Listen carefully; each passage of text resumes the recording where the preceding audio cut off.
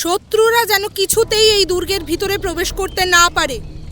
পাহাড়ে ওঠার একমুখী রাস্তায় কঠোর পাহারার ব্যবস্থা করো। দুর্গের প্রধান ফটকে প্রচুর দ্বাররক্ষী মোতায়েন করো। রাজ্যের সর্বত্র গুপ্তচর ছড়িয়ে দাও, যাতে বিভিন্ন গুপ্ত খবরাখবর আমাদের কানে আসে। আগে হ্যাঁ রানীমা, সবই আপনার কথা মতো করা হয়েছে, এবার সবই ঈশ্বরের হাতে।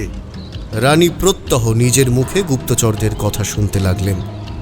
একদিন এক গুপ্তচর এসে খবর দিল, রানীমা, এইমাত্র নিজের কানে শুনে এলাম সেনাপতি আসফ খান 2 দিক থেকে আপনার দুর্গ আক্রমণ করবার কথা ভাবছেন। আপনি সাবধানে থাকবেন, আপনার সন্তানকে সাবধানে রাখবেন। এতক্ষণে মুঘলদের গোলাবারুদের শব্দ রানীর কানে এসে পৌঁছেছে। যেন রণমদে মত্ত হাতি হুঙ্কার ছাড়ছে, এমনই আসফ খানের গলা। রানী বললেন, মন্ত্রী মশাই, সেনাপতি মশাই, এমনটা চলতে থাকলে খুব শীঘ্রই মুঘল সেনারা আমাদের কেল্লার খুব কাছে এসে পড়বে।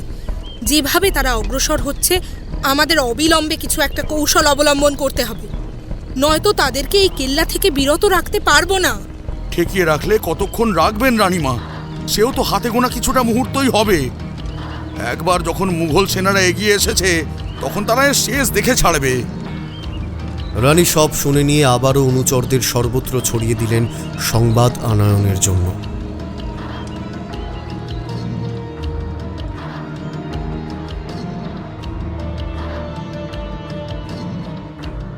নমস্কার শ্রোতা বন্ধুরা, আজ আমরা কাহিনী কুঠির পরিবার থেকে তোমাদের শোনাতে চলেছি সুলেখক অমিয় নস্করের লেখা একটি দুর্ধর্ষ ঐতিহাসিক কাহিনী, রণরঙ্গিনী। তবে আসুন সবাই মিলে একসাথে প্রবেশ করা যাক গল্পে।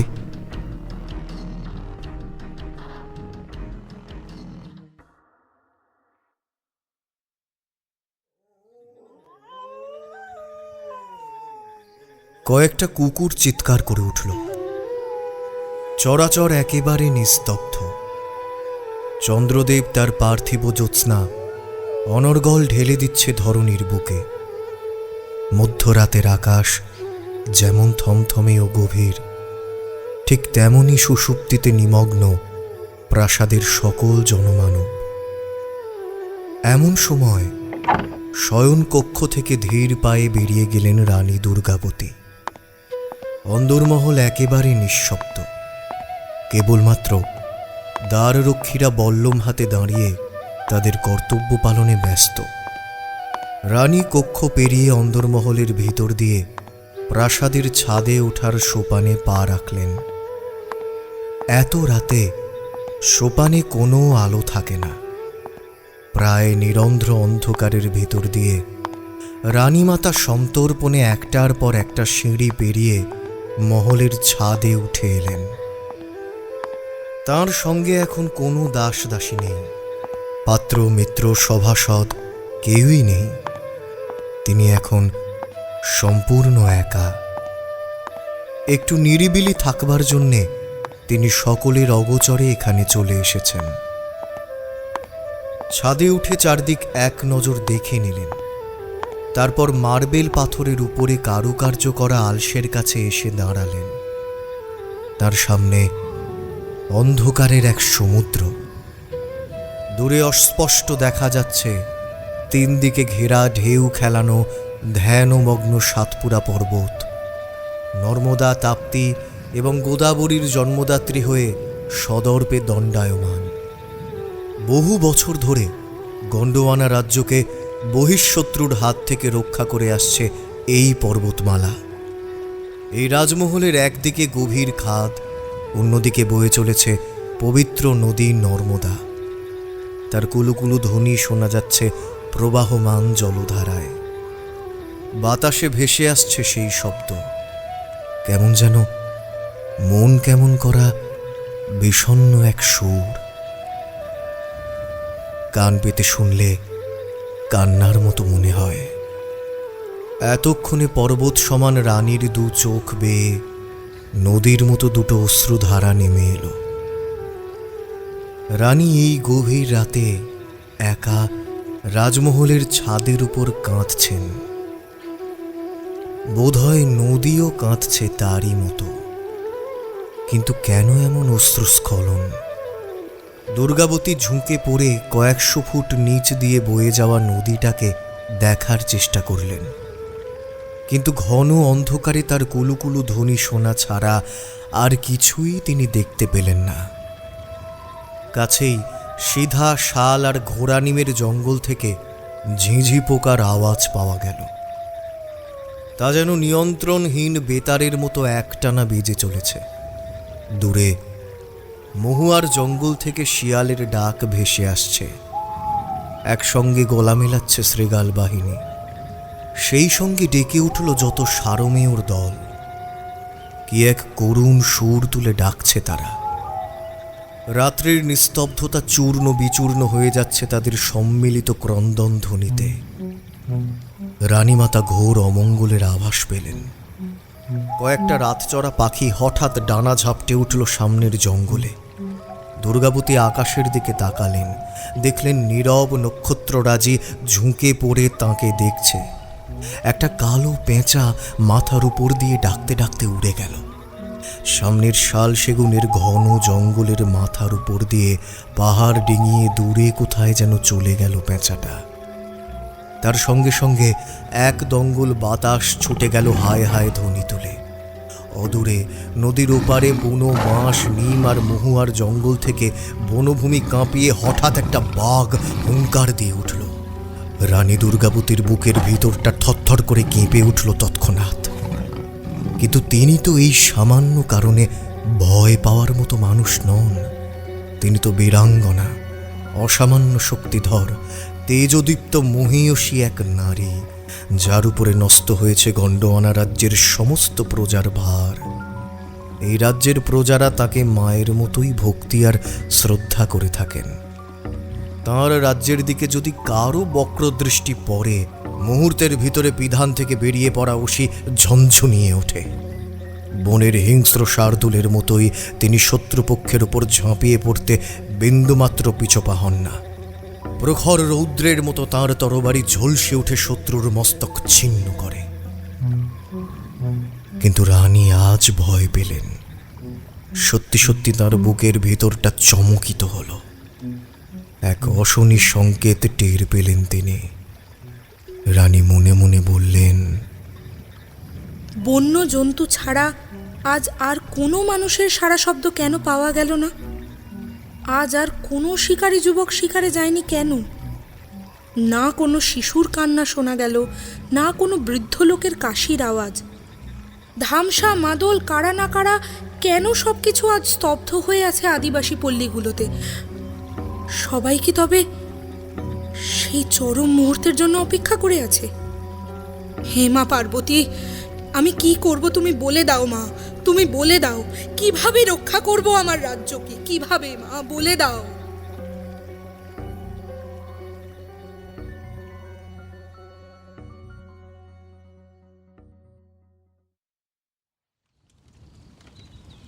আজই দ্বীপ্রহরে রাজদরবারে রানী দুর্গাবতীর কাছে পৌঁছেছে সেই দুঃসংবাদ। দেওয়ান বেওহার আউধার সিনহা তাঁর দরবারে এসে জানিয়েছেন, রানীমা, আমি গোপন সূত্রে খবর পেলাম মোগল সৈন্যরা খুব শীঘ্রই আমাদের রাজ্য আক্রমণ করতে আসছে। তারা শুধু একটা সুযোগের অপেক্ষায় আছে, আর সেই সুযোগ পেলেই ঝাঁপিয়ে পড়বে। আজ দেওয়ার বেওয়ার আউধার সিনহার মুখে এসব কথা শুনে রানী দুর্গাবতী খানিক বিচলিত। কারণ মুঘলদের শক্তির কথা তাঁর অজানা নয়। মুঘলরা যে রাজ্যের দিকে একবার বক্রদৃষ্টি ফেলেছে তার আর নিস্তার নেই। তবে আজকের এই ভয়াবহ সংবাদ খুব দ্রুতই রাজ্যের সর্বত্র ছড়িয়ে গেছে। তাই আজ সর্বত্র এমন নিশ্চুপ হয়ে আছে। তাছাড়া বাদশাহ আকবর তো একের পর এক রাজ্য গ্রাস করেই চলেছেন। তাঁর করাল থাবা থেকে কারো নিস্তার নেই। যুদ্ধ জয় তাঁর নেশা। গোলা বারুদ, কামান, অসির ঝনঝনানি, অশ্বের রেশা এবং হস্তির বৃংহম ধ্বনি না শুনলে তাঁর ঘুম আসে না। রানী দুর্গাবতী বুঝতে পারলেন এবারে তাঁদের পালা। এক একটা যুদ্ধ মানে চূড়ান্ত হত্যালীলা, সম্পত্তি ক্ষয় এবং ধ্বংসের খেলা চলবে অবিরাম, যতদিন না শত্রুপক্ষের কামনা বাসনা চরিতার্থ হয়। তাই আজ তারই ভয়ে ভীত হয়ে আছে সমগ্র গন্ডোয়ানার রাজ্যবাসী এবং চিন্তিত রানী দুর্গাবতী। ভীত না হলেও এক অজানা আশঙ্কার ঘন কালো মেঘ বিস্তার লাভ করেছে তাঁর মনের আকাশে। গৌন্দ প্রজারা দীর্ঘকাল বেশ সুখেই দিনাতিপাত করছিল। সুখ সমৃদ্ধি এবং প্রাচুর্যে ভরা ছিল এই রাজ্য। রাজারা সর্বদা প্রজাদের সুখের কথা ভাবতেন, কিভাবে প্রজাদের মঙ্গল সাধিত হয় তার জন্য সদা ব্যাপৃত থাকতেন। কিন্তু আজ গন্ডোয়ানার রানীর কপালে চিন্তার রেখা ফুটে উঠেছে। তিনি আবারও মনে মনে বললেন, যে আশঙ্কা আমি করেছিলাম সেটাই তাহলে আজ সত্যি হলো। মালব্য হস্তগত হওয়ার পরেই মুঘল সম্রাটের লক্ষ্য এখন আমাদের এই গন্ডোয়ানা রাজ্যের উপর। তারপর বেশ কিছুক্ষণ নিস্তব্ধ।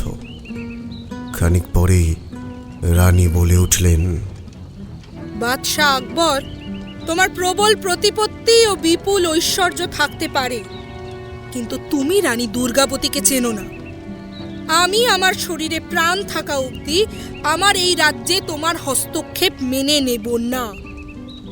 আহত বাঘিনী কতটা ভয়ঙ্কর হতে পারে সেটা তুমি এখনো বুঝতে পারোনি। তবে খুব শীঘ্রই বুঝবে দুর্গাবতী হেরে যাওয়ার মেয়ে নয়।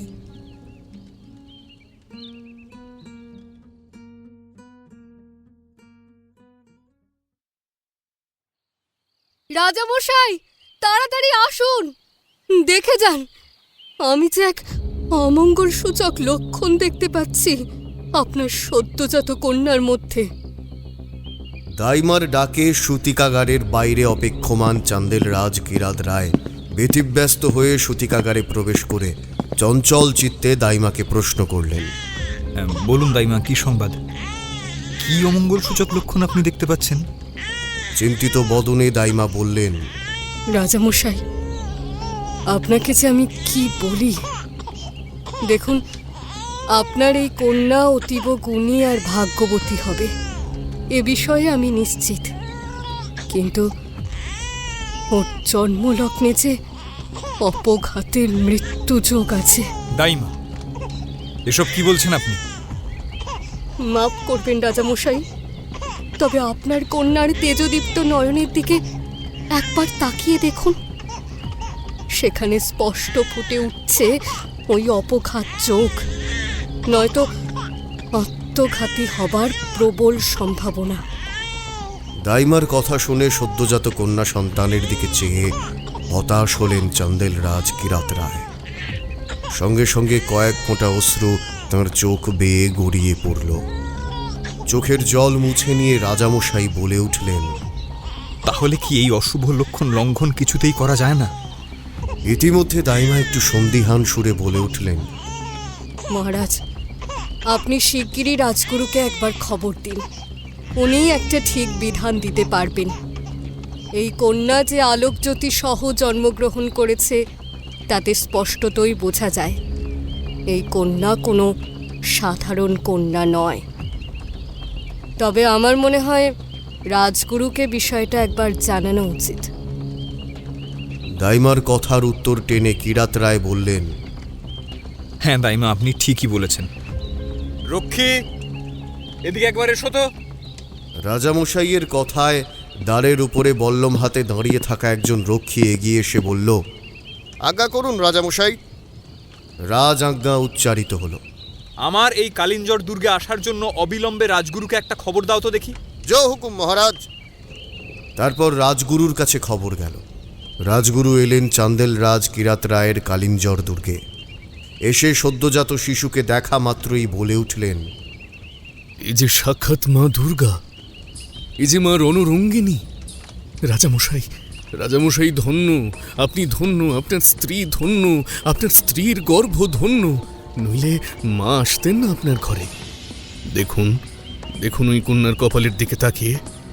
দেখুন, মায়ের কপালে যেমন নয়ন দেখা যায়, এই কন্যার কপালেও ত্রিনয়নের ছাপ স্পষ্ট। শঙ্খ বাজান, উলুধ্বনি দিয়ে মাকে বরণ করে নিন। সঙ্গে সঙ্গে আনন্দে আত্মহারা হয়ে কিরাত রায় বলে উঠলেন, ওরে, কে কোথায় আছিস? শঙ্খ বাজা, উলু দে, আমার ঘরে মা এসেছেন। সাক্ষাৎ মা দুর্গা এসেছেন আমার ঘরে। সঙ্গে সঙ্গে দরজার ওপারে দাঁড়িয়ে থাকা দাস দাসীগণ উলুধ্বনি দিয়ে উঠল, কেউ কেউ শঙ্খ বাজিয়ে উঠল। রাজগুরু আবারও বললেন, তবে সাবধান, এই কন্যার ললাট লিখনে আত্মঘাতী যোগ আছে। রাজা চিন্তিত হয়ে বললেন, তাহলে এখন কি করণীয় রাজগুরু? ওকে 5 বছর বয়স পর্যন্ত এই দুর্গ থেকে দূরে রাখতে হবে।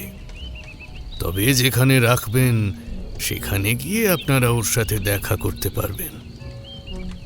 রাজামশাই বেশ কিছুক্ষণ চুপ করে থাকার পরে বললেন, রাজগুরু, আপনি তো জানেন যে এই রাজ্যের রাজবৈদ্য আমার শ্বশুর মশাই, অর্থাৎ আমার সদ্যজাত কন্যার মাতুল কুল।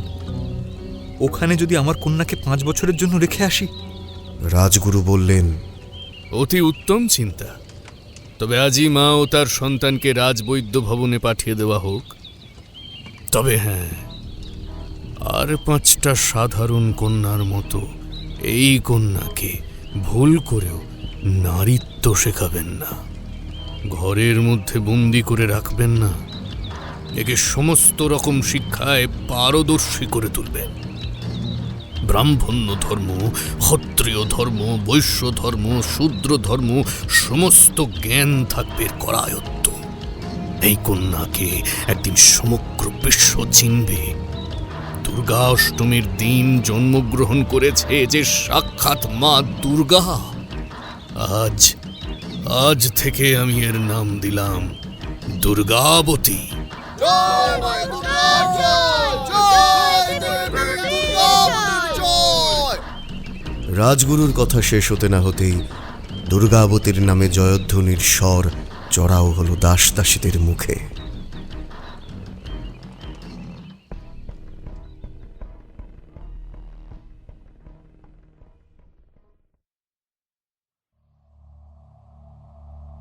অক্টোবরের 5, 1524 সালে দুর্গাবতীর জন্ম হয়েছিল চান্দেল রাজবংশে।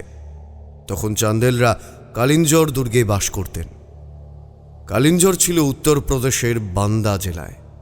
সমতল থেকে প্রায় 1200 ফুট উঁচুতে তৈরি করা হয়েছিল এই দুর্গ। চান্দেল শাসকেরা নির্মাণ করেন এই দুর্গ, নামকরণ করেন তাঁরাই। কালিঞ্জর শব্দের অর্থ কাল মানে সময়, আর জর মানে মৃত্যু, অর্থাৎ সময়ের মৃত্যু। কথিত আছে সমুদ্র মন্থনের সময়ে যে হলাহল উঠেছিল, সেই হলাহল পান করে শিবের কণ্ঠ নীল বর্ণ ধারণ করল। সেই নীলকণ্ঠ রূপেই নাকি শিব এইখানে আসেন, যেখানে তিনি কাল অর্থাৎ সময়কে উপেক্ষা করবার শক্তি পান। আর সেই থেকে এই জায়গার নাম হয়েছে কালিঞ্জর। দীর্ঘদিন হিন্দু রাজারা রাজত্ব করার ফলে এখানে বহু হিন্দু মন্দির গড়ে উঠেছে। চান্দেলরা ছিলেন জাতিতে রাজপুত।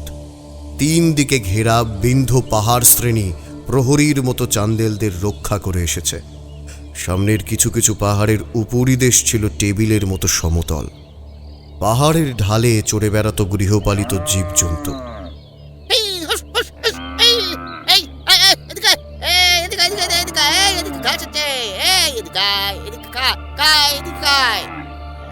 সবুজ গাছে ঘেরা পাহাড়। শীতে গাছের পাতা ঝরে বেশ রুক্ষ শুষ্ক হয়ে পড়ত চারপাশ, কিন্তু বর্ষায় অপূর্ব শ্যামলিমায় আবারও ভরে উঠত সবুজে। দুর্গাবতীর সখী ছিল 20 জন, বেশিরভাগই দাস দাসীদের কন্যা, কিছু আমির অমাত্য মন্ত্রী পারিষদবর্গের। দুর্গা ছেলেবেলায় সকলের সঙ্গে প্রাণ খুলে গল্প করতেন, খেলে বেড়াতেন প্রাসাদের ছাদে। আমাকে ধরতে পারে না, কি মজা কি মজা, আমাকে ধরতে পারে না। দুর্গাবতী, ও দুর্গাবতী, কোথায় লুকিয়েছিস তুই সই? কখন থেকে খুঁজছি তোকে, পাচ্ছি নে তো দুর্গাবতী তোকে। আমাদের রাজবাড়িতে একজন গোয়ালিনী ছিল, পরমা তার নাম। সে তার মেয়েকে নিয়ে আসতো রাজবাড়িতে দুধ দিতে। রাজবাড়ির জন্যে দুধ সেই যোগান দিত। রানীমা, দুধ দিতে এসেছি গো, আমি পরমা, দুধের পাত্রটি নিয়ে যান। একটু অপেক্ষা কর পারো, দাসী এখনই যাচ্ছে, আর নয়তো তুই ভেতরে চলে আয়। রানীমার ভাব ছিল পাহাড়ের ঢালে ওই গোয়ালিনীদের বাড়ি। গোয়াল ভরা গরু ছিল, দুধ থেকে ঘি বানাতো ওরা। রাজকন্যার জন্যে বিশেষভাবে তৈরি হতো ঘি। দুর্গাবতীকে সকলে প্রাণ দিয়ে ভালোবাসত। রানীমা তো তাকে চোখে হারাতেন। এ তো গেল দুর্গাবতীর 5 বছর বয়সের পরের ঘটনা। এর আগে যখন দুর্গাবতী মাতুলালয়ে থাকতেন, সেইখানে তাঁর দাদু অর্থাৎ রাজবৈদ্য অশ্বিনী তাকে বিভিন্ন রকম গাছগাছালির রস, জড়িবুটি বানিয়ে খাওয়াতেন। নে মা, এই জড়িবুটিটা পান করে নে। না দাদু, আজ আর আমি ওই জড়িবুটি পান করব না। কি প্রচন্ড তেতো ওটা, ও আমি পান করবই না। তাছাড়া কি কাজে লাগে ওটা? আমি তো অসুস্থ নই, আমি তো সুস্থ আছি। তবে কি জন্য ওই বিষাক্ত জড়িবুটি আপনি আমাকে পান করান? বৃদ্ধ রাজবৈদ্য অশ্বিনী কাঁপা কাঁপা সুরে বললেন, এ যে বিষাক্ত জড়িবুটি নয় রে মা, এ যে সাক্ষাৎ অমৃত। পৃথিবীর কোনো মানুষই এই উদ্ভিদের সন্ধান জানে না, একমাত্র আমি জানি। সেই উদ্ভিদ মানুষের জীবনী শক্তিকে চতুর্গুণ বাড়িয়ে দিতে পারে। তাই তো তোর ললাট লিখনে আত্মঘাতী যোগ থাকায় তোকে ওই উদ্ভিদের রস প্রতি সপ্তাহে একবার করে পান করাই। এমন কথায় ছোট্ট দুর্গাবতী কৌতূহল বশত অশ্বিনীকে জিজ্ঞাসা করলেন, কি বলছেন দাদু? সত্যি সত্যি এমন কোনো উদ্ভিদ আছে যার রস পান করলে মরণাপন্ন মানুষের মধ্যেও চতুর্গুণ জীবন শক্তি সঞ্চার হবে? আছে বই কি, নিশ্চয়ই আছে। আমি তোকে সে উদ্ভিদ চিনিয়ে দেব। তুই লক্ষ্মী মেয়ের মতো আগে এই রস পান করে নে দুর্গা।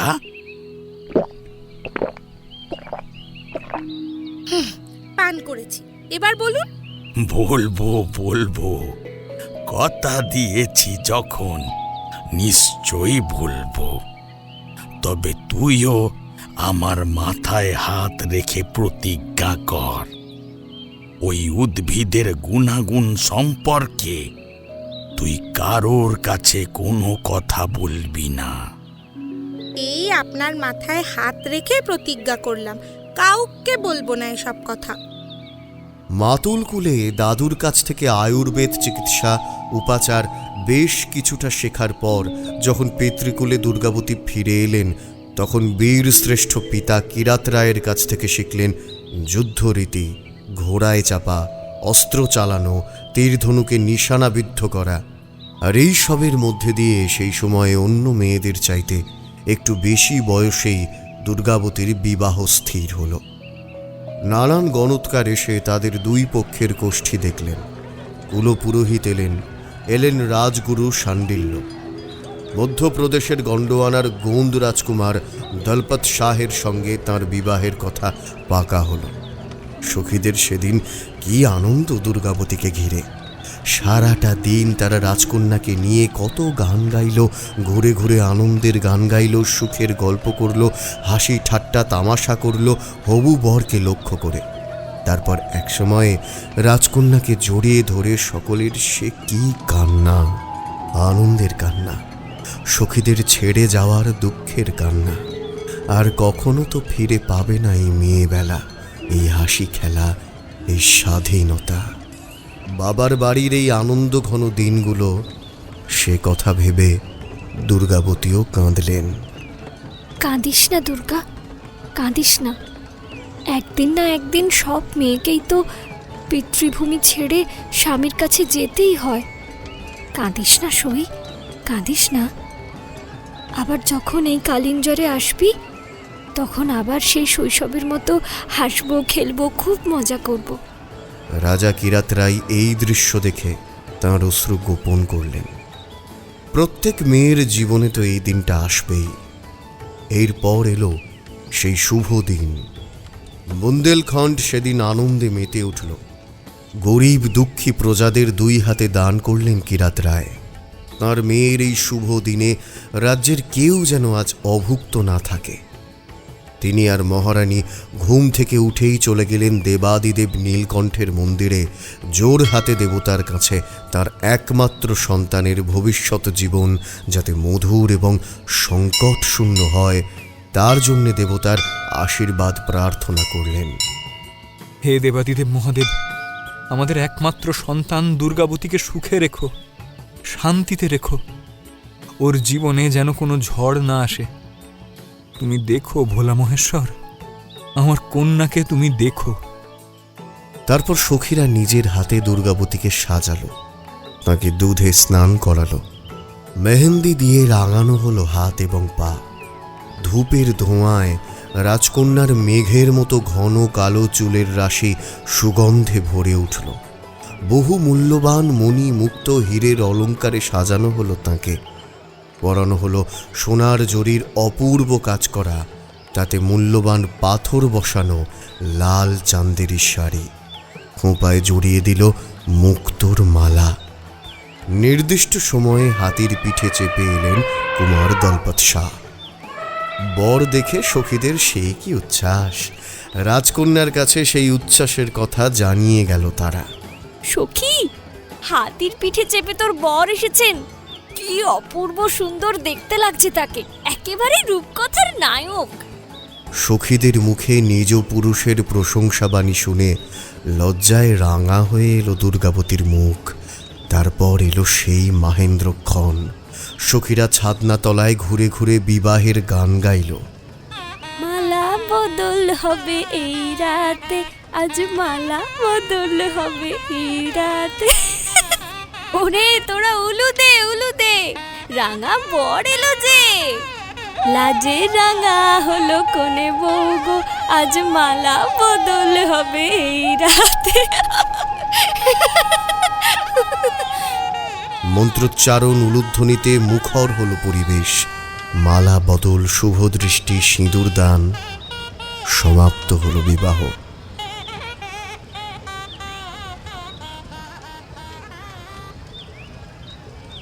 এবারে পতিগৃহে যাবার পালা। দুর্গাবতী মায়ের গলা জড়িয়ে ধরে কাঁদলেন। বাবা কিরাত রায়ের বুকে মুখ গুঁজে ঠিক সেই ছোট্ট মেয়েটির মতো ফুঁপিয়ে কেঁদে উঠলেন। পিতা পুত্রের চোখের জলে বুক ভেসে গেল। সখীদের জড়িয়ে ধরে কাঁদলেন। কান্না সমাপনান্তে হাতের পিঠে কুমার দলপত শাহের সঙ্গে উপবেশন করলেন দুর্গাবতী। চান্দেল রাজপুতেরা তাঁদের সঙ্গে সঙ্গে চললেন। তাঁদের রাজ্যের সীমানা পার করে তাঁরা আবার ফিরে আসবেন। বর এবং বরযাত্রীদের সঙ্গে ছিল প্রচুর গোঁদ সেনা। এরপর তারা পথ দেখিয়ে সাবধানে কুমার এবং নববধূকে প্রাসাদে নিয়ে যাবে। রাজবাড়ি থেকে যাঁরা এসেছিলেন ঘোড়ায় চেপে, তাঁরাও এগিয়ে গেলেন গন্ডোয়ানার দিকে। দিনে দিনে ফিরে যেতে হবে। পথে বেশ কয়েকটা বন পড়বে, সেখানে নানান হিংস্র জন্তু জানোয়ারের বাস। যদিও সঙ্গে বীর বৃকোদর মানুষ আছে, তাদের সামনে কোনো হিংস্র প্রাণী আসার সাহস পাবে না, তবুও সাবধানতার শেষ নেই।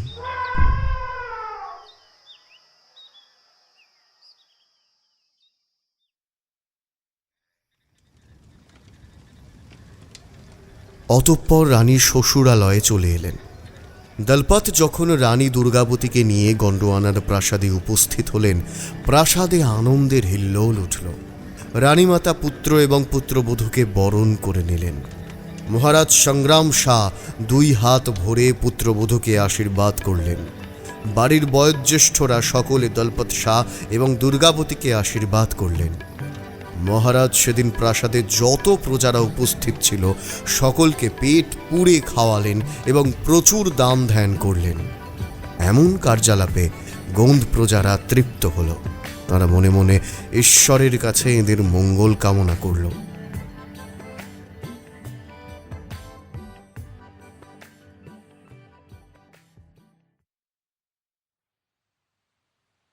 দলপত ছিলেন গন্ডোয়ানার রাজা সংগ্রাম শাহের একমাত্র সন্তান। এই বিবাহের ফলে চান্দেলদের সঙ্গে গোন্দ বংশের আত্মীয়তা স্থাপিত হল। সেই সময়ে চান্দেলদের সামনে এক মস্ত বড় শত্রু ছিলেন। তার নাম শের শাহ সুরি। তিনি ছিলেন একজন প্রবল পরাক্রমশালী আফগান বীর। তিনি তার কর্মজীবন শুরু করেছিলেন মোগল সম্রাট বাবরের একজন সাধারণ সেনা হিসেবে, কিন্তু পরবর্তীকালে তিনি মুঘলদের প্রধান সেনাপতি পদ লাভ করেন। বাবর তাকে বিহারের শাসনকর্তা হিসেবে নিযুক্ত করেন। এরপর বাবরের মৃত্যু হলে তার পুত্র হুমায়ুন দিল্লির মসনদে বসলেন। হুমায়ুন যখন অন্যত্র অভিযানে ব্যস্ত, সেই সময়ে শের শাহ সুরি বাংলা জয় করে সুরি সাম্রাজ্যের প্রতিষ্ঠা করলেন। নিজেকে বাংলার নতুন সম্রাট হিসেবে ঘোষণা করলেন। আমি বাংলা বিজয়ী শাসক যোদ্ধা শের শাহ সুরি। আমার পরবর্তী লক্ষ্য চন্দেল রাজ কিরাত রায়ের কালিঞ্জর আক্রমণ। শুনেছি উনি সম্প্রতি একমাত্র কন্যার বিবাহ দিয়ে বেশ দুঃখী হয়ে পড়েছেন। এই তো সুযোগ। সেনাপতি, যুদ্ধের আয়োজন করো, রণকৌশল নির্ধারণ করো। তিনি ছিলেন একজন দক্ষ সেনানায়ক এবং যোগ্য প্রশাসক। এই মেধাবী রণকৌশলবিদ অতঃপর একদিন চান্দেলদের বিরুদ্ধে যুদ্ধ ঘোষণা করলেন। চান্দেল রাজ কিরাত রায় শের শাহ সুরির শক্তিমত্তার কথা জানতেন, তাই তিনি সেনাপতিকে বললেন, এই মুহূর্তে আমার রাজ্যে যে পরিমাণ সৈন্য আছে, সেই সৈন্য সামন্ত নিয়ে শের শাহ সুরির সঙ্গে যুদ্ধ করতে গেলে আমাদের পরাজয় অনিবার্য। তাই কিরাত রায় তখন নতুন আত্মীয় গোন্দরাজ সংগ্রাম শাহের কাছে চান্দেলদের সমূহ বিপদের কথা জানিয়ে একজন পত্রবাহককে পাঠালেন। সংগ্রাম শাহ আদ্যপান্ত সেই পত্র পাঠ করলেন। তারপর পত্রবাহকের কাছে পত্রের উত্তর পাঠালেন। যথাবিহিত সম্মান পুরস্কার নিবেদনমিদং। শুনুন বৈবাহিক মহাশয়, আপনি অযথা ভীত হবেন না। শীঘ্রই আমার 20,000 সেনা আপনার কালিঞ্জরে পৌঁছে যাবে।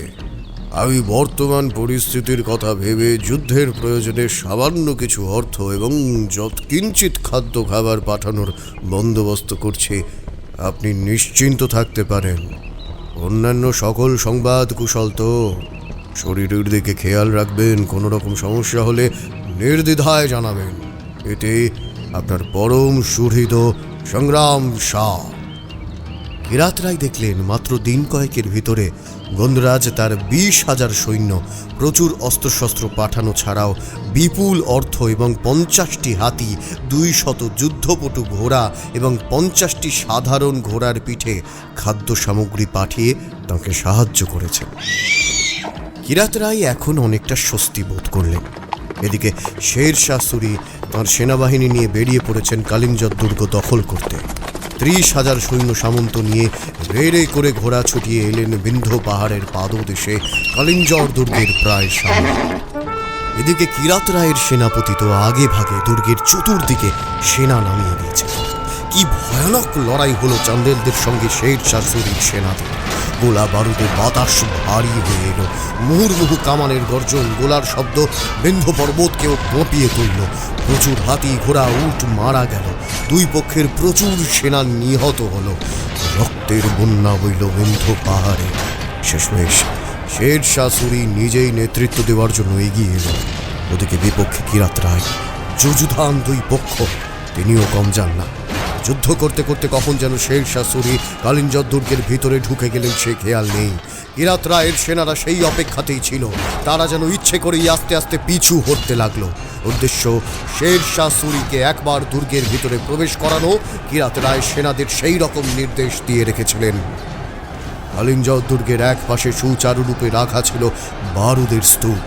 শের শাহ সুরি যুদ্ধ করতে করতে একেবারে গিয়ে পড়লেন সেই স্তূপের সামনে। ঠিক সেই সময়ে চান্দেল রাজপুতদের একজন সেনা অত্যন্ত সুকৌশলে সেই বারুদে আগুন নিক্ষেপ করল। প্রচণ্ড বিস্ফোরণের একটা শব্দ হলো এবং সঙ্গে সঙ্গে দাউ দাউ করে জ্বলে উঠল সেই বারুদের স্তূপ। শের শাহ সুরির সঙ্গে প্রচুর সৈন্য, হাতি, ঘোড়া সেই আগুনে মারা গেল। কিরাত রায় জয়ী হলেন। কালিঞ্জরে আবার খুশির বান ডাকল।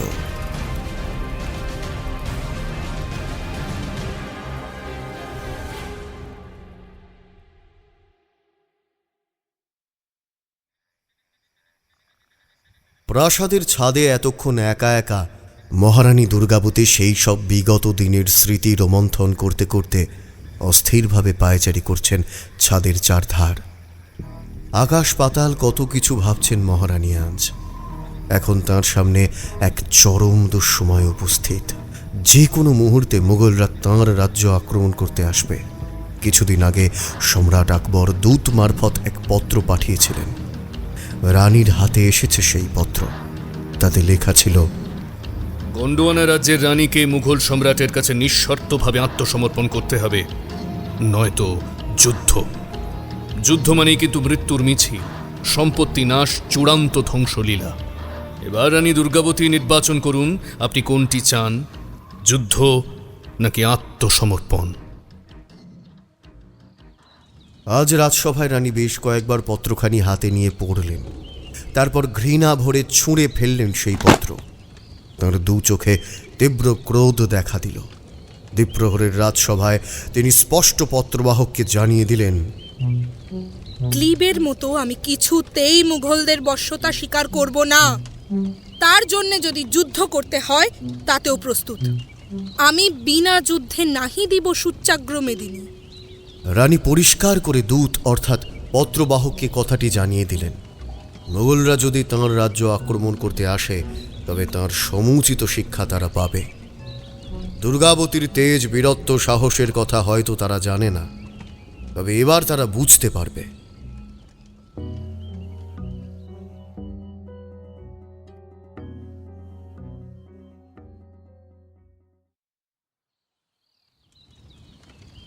পরের দিন রানীর সভায় ঘটে যাওয়া এসব ঘটনা আরও খানিকটা রং চড়িয়ে সম্রাট আকবরের কানে তুলল তারই সেনাপতি আসফ খান। খাজা আব্দুল মজিদ আসফ খান ছিল সেই সময় মুঘল সেনাপতি। সে ছিল উচ্চাকাঙ্ক্ষী, অত্যাচারী, নিষ্ঠুর, প্রতিহিংসা পরায়ণ মানুষ। সে আকবরের রাজসভায় আকবরকে উদ্দেশ্য করে বলল, মালবের পাশেই গন্ডোয়ানা রাজ্য। সেখানকার রাজার মৃত্যু হয়েছে। রানী দুর্গাবতী রাজার অবর্তমানে রাজকার্য দেখাশোনা করছেন। অসীম তেজ এবং বীরত্ব তাঁর। সকলে তাকে গন্ডোয়ানার বাঘিনী বলে জানে। এই মুহূর্তে রানী দুর্গাবতীর সাম্রাজ্য আমাদের দখলে আনতে হবে। হয় দুর্গাবতীকে বশ্যতা স্বীকার করতে হবে, নতুবা যুদ্ধ করতে হবে। সম্রাট, এ ব্যাপারে আপনার কি অভিপ্রায়? সম্রাট আকবর সেদিন বেশ খোশ মেজাজে ছিলেন। মাথাটা সামান্য ডান দিকে হেলিয়ে আয়েশ করে বসে সকলের কথা শুনছিলেন। আসফ খানের কথা শুনে সম্রাট আকবর তাচ্ছিল্যের হাসি হেসে বললেন, এই সামান্য একটা কাজে তুমি আমার আদেশের অপেক্ষা করছো? এর চাইতে কত কত শক্তিধর রাজাদের সঙ্গে যুদ্ধ করে তাদের সাম্রাজ্য হস্তগত করেছি আমরা। সেসব কথা কি ভুলে গেলে নাকি? মানছি এই মুহূর্তে রানী দুর্গাবতী আমাদের প্রতিপক্ষ, কিন্তু কে এই রানী দুর্গাবতী যার কথা ভেবে এতটা সময় নষ্ট করছো? আসফ খান বলল, সম্রাট, যাকে আপনি সামান্য নারী মনে করছেন তিনি কিন্তু সামান্য নন। তাঁর তেজ এবং পরাক্রমের কথা দাক্ষিণাত্যের অনেকেরই জানা। বয়সে আমাদের তুলনায় সামান্য হলেও তার রণকৌশল, নিপুণতা, শত্রুর সঙ্গে মোকাবিলা এবং চাতুর্যের কথা অনেকেই জানেন। তাঁর পিতা কিরাত রায় কি বুদ্ধি বলে যুদ্ধ করতে করতে আমাদের শের শাশুড়িকে মৃত্যুর দিকে ঠেলে দিলেন সে কথাও তো আপনার অজানা নয়। রানী দুর্গাবতী সেই কিরাত রায়ের একমাত্র সন্তান। পিতার কাছ থেকেই তিনি প্রথম পাঠ নিয়েছিলেন যুদ্ধের। পিতার কাছেই তাঁর অস্ত্র চালনার হাতে খড়ি। তিনি যেমন অসি চালনায় পারদর্শী, তেমনি সুদক্ষ তীরন্দাজ। মল্লযুদ্ধে তিনি বড় বড় বীরদের হারিয়ে দিতে পারেন। তাঁর তরবারির এক আঘাতে 10 জন কুপকাত হয়ে যায়। লোকে বলে তাঁর তরবারি নাকি মহেশ্বরের আশীর্বাদ পুষ্ট। সেনাপতির কথা শুনে মুঘল সম্রাটের কপালে ভাঁজ পড়ল। সত্যিই কি সে বীরাঙ্গনা? আসফ খান ফালতু কথা বলার মানুষ নয়। তিনি তো দিল্লিতেই বসে থাকেন। সমস্ত খবরাখবর আসফ খানই জানে।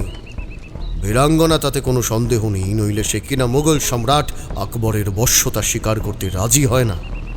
মুঘলদের শক্তি তো কারো অজানা নয়। সে কিনা মূর্খের মতো এই যুদ্ধের আগুনে ঝাঁপ দিতে চাইছে।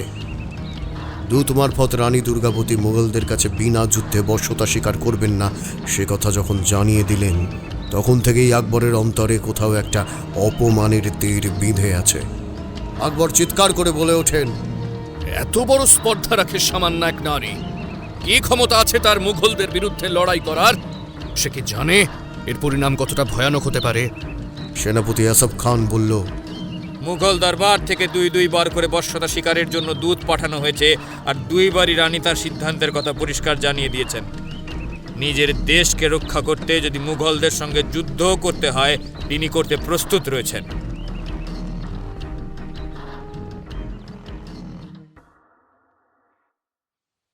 এদিকে রানী দুর্গাবতী জানতেন সম্রাট আকবর একজন প্রবল পরাক্রান্ত সম্রাট। তাঁর শক্তির কথা তামাম ভারতবর্ষের সকলের জানা, তবু তিনি তাঁর সিদ্ধান্তে অনড় রইলেন। মুঘলদের অস্ত্রশস্ত্র, হাতি, ঘোড়া, উটের সংখ্যা অগণ্য, তাদের লক্ষ লক্ষ সৈন্য, কিন্তু সেই তুলনায় তিনি নগণ্য মাত্র। মুঘলদের অত্যাধুনিক অস্ত্রের কাছে তাঁর পুরনো কিছু কামান অস্ত্রশস্ত্র সত্যিই বেমানান। এই যুদ্ধে তিনি পরাজিত হবেন নাকি বিজয়ী হবেন, এখন সে প্রশ্ন অবান্তর। পরাজয় অনিবার্য হলেও তবু তিনি কিছুতেই তাঁর সিদ্ধান্ত থেকে পিছু হটবেন না। পরাজিত হওয়ার ভয়ে কে কবে যুদ্ধে নেমেছে, তাঁর পিতা তাকে সেই শিক্ষা দেননি। যথার্থ বীরের মতোই তাকে শিক্ষিত করে তুলেছিলেন। আজ সেই দিন এসেছে, তাঁর অগ্নি পরীক্ষার দিন। এইসব ভাবতে ভাবতে প্রাসাদের ছাদে অস্থিরভাবে পদচারণা করতে লাগলেন রানী। কিভাবে শত্রুর মোকাবিলা করা যায় ভাবতে লাগলেন। চারদিক ঘন অন্ধকার, কৃষ্ণপক্ষের রাত। তিনি আকাশের দিকে তাকালেন। অসংখ্য নক্ষত্ররাজি যেন আজ উন্মুখ হয়ে আছে তাঁর দিকে। তিনি আকাশের তারাদের ভিড়ে পিতা কিরাত রায়কে খুঁজলেন। মনে পড়ছে আজ এই সংকটময় পরিস্থিতিতে পিতার কথা। তাঁর প্রথম অস্ত্রশিক্ষা গুরু, যিনি তাঁর হাতে প্রথম তরবারি তুলে দিয়েছিলেন, কিভাবে অসি চালাতে হয় শিখিয়েছিলেন, কিভাবে তীর নিক্ষেপ করতে হয় লক্ষ্যের দিকে। পিতার মতোই তিনি যেমন যুদ্ধের ব্যাপারে কঠোর, ঠিক তেমনি মায়ের মতোই কোমল তার হৃদয়। সন্তানের জন্যেও ব্যাকুল তিনি, কিন্তু এই ঘোর দুঃসময়ে তার মনে কোমলতার কোনো স্থান নেই। এখন একটাই লক্ষ্য, কঠোর হাতে মুঘল সেনাদের বিরুদ্ধে লড়াই করা। তাঁর যতজন সেনা আছে প্রত্যেককে যুদ্ধের ব্যাপারে উৎসাহ দান করা, সেনাদের মনোবল বাড়ানো। তিনি মনে মনে ভাবলেন, আমি রোমরাহ এবং উচ্চপদস্থ ব্যক্তিদের সঙ্গে জরুরি মন্ত্রণা সভা ডাকতে হবে আগামীকাল সকালে। না না, হাতে আর এক মুহূর্ত সময় নেই। সে কতকাল আগের কথা। কালিঞ্জর দুর্গে এমনই এক দিনে পিতা পুত্রী ছাদে পদচারণা করছিলেন। সঙ্গে ছিলেন স্বামী দলপত শাহ। হঠাৎ করে রানীর মানুষ চক্ষে সেই সব পুরনো দিনের স্মৃতির দৃশ্যপট রোমন্থন হতে শুরু করেছে। বিবাহের পরে স্বামী গৃহে দুর্গাবতী খুব সুখে দিন অতিবাহিত করছিলেন। কত মধুর ছিল সেই সব দিনগুলো। দলপত অবসর সময়ে দুর্গাবতীর সঙ্গে গল্প করেন। তাঁদের বংশের নানান কীর্তির কথা, কত বড় বীর ছিলেন তাঁদের পূর্বপুরুষেরা, সেই সব কথা রানীকে শোনাতেন। জানো দুর্গাবতী, আমার দাদামশাই এত বড় বীর যোদ্ধা ছিলেন যে কোনোদিন কোনো বহিঃশত্রু আমাদের গণ্ডমানা রাজ্যের উপর আক্রমণ করতে পারেনি। এমনও শুনেছিলাম আমার দাদামশাই 2টো সিংহ পোষ্য বানিয়ে রেখেছিলেন। দুর্গাবতীর পুস্তক প্রীতির কথা দলপত শাহ শুনেছিলেন। তাই কথা বলতে বলতে দলপত উঠে গিয়ে দেওয়ালের দেরাজ খুলে নিজেই বের করে আনলেন একটি পুস্তক। সেটি দুর্গাবতীর হাতে দিয়ে বললেন, আমাদের পরিবারের বীর গাথা, এখানে সব লেখা আছে। দাদামশাই নিজেই কলমচিকে দিয়ে লিখিয়ে রেখে গিয়েছিলেন। পুস্তকটি হাতে নিয়ে রানী দুর্গাবতী নেড়ে চেড়ে দেখতে লাগলেন।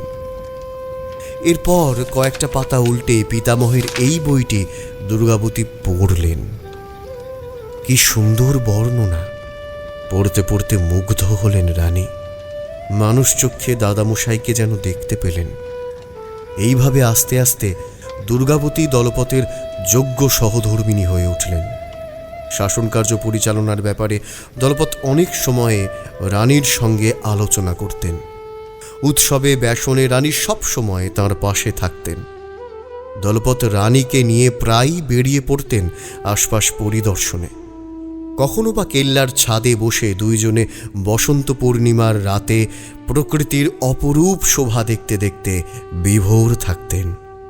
দলপত শাহের কোলে মাথা দিয়ে গল্প শুনতে শুনতে দুর্গাবতী ঘুমিয়ে পড়তেন।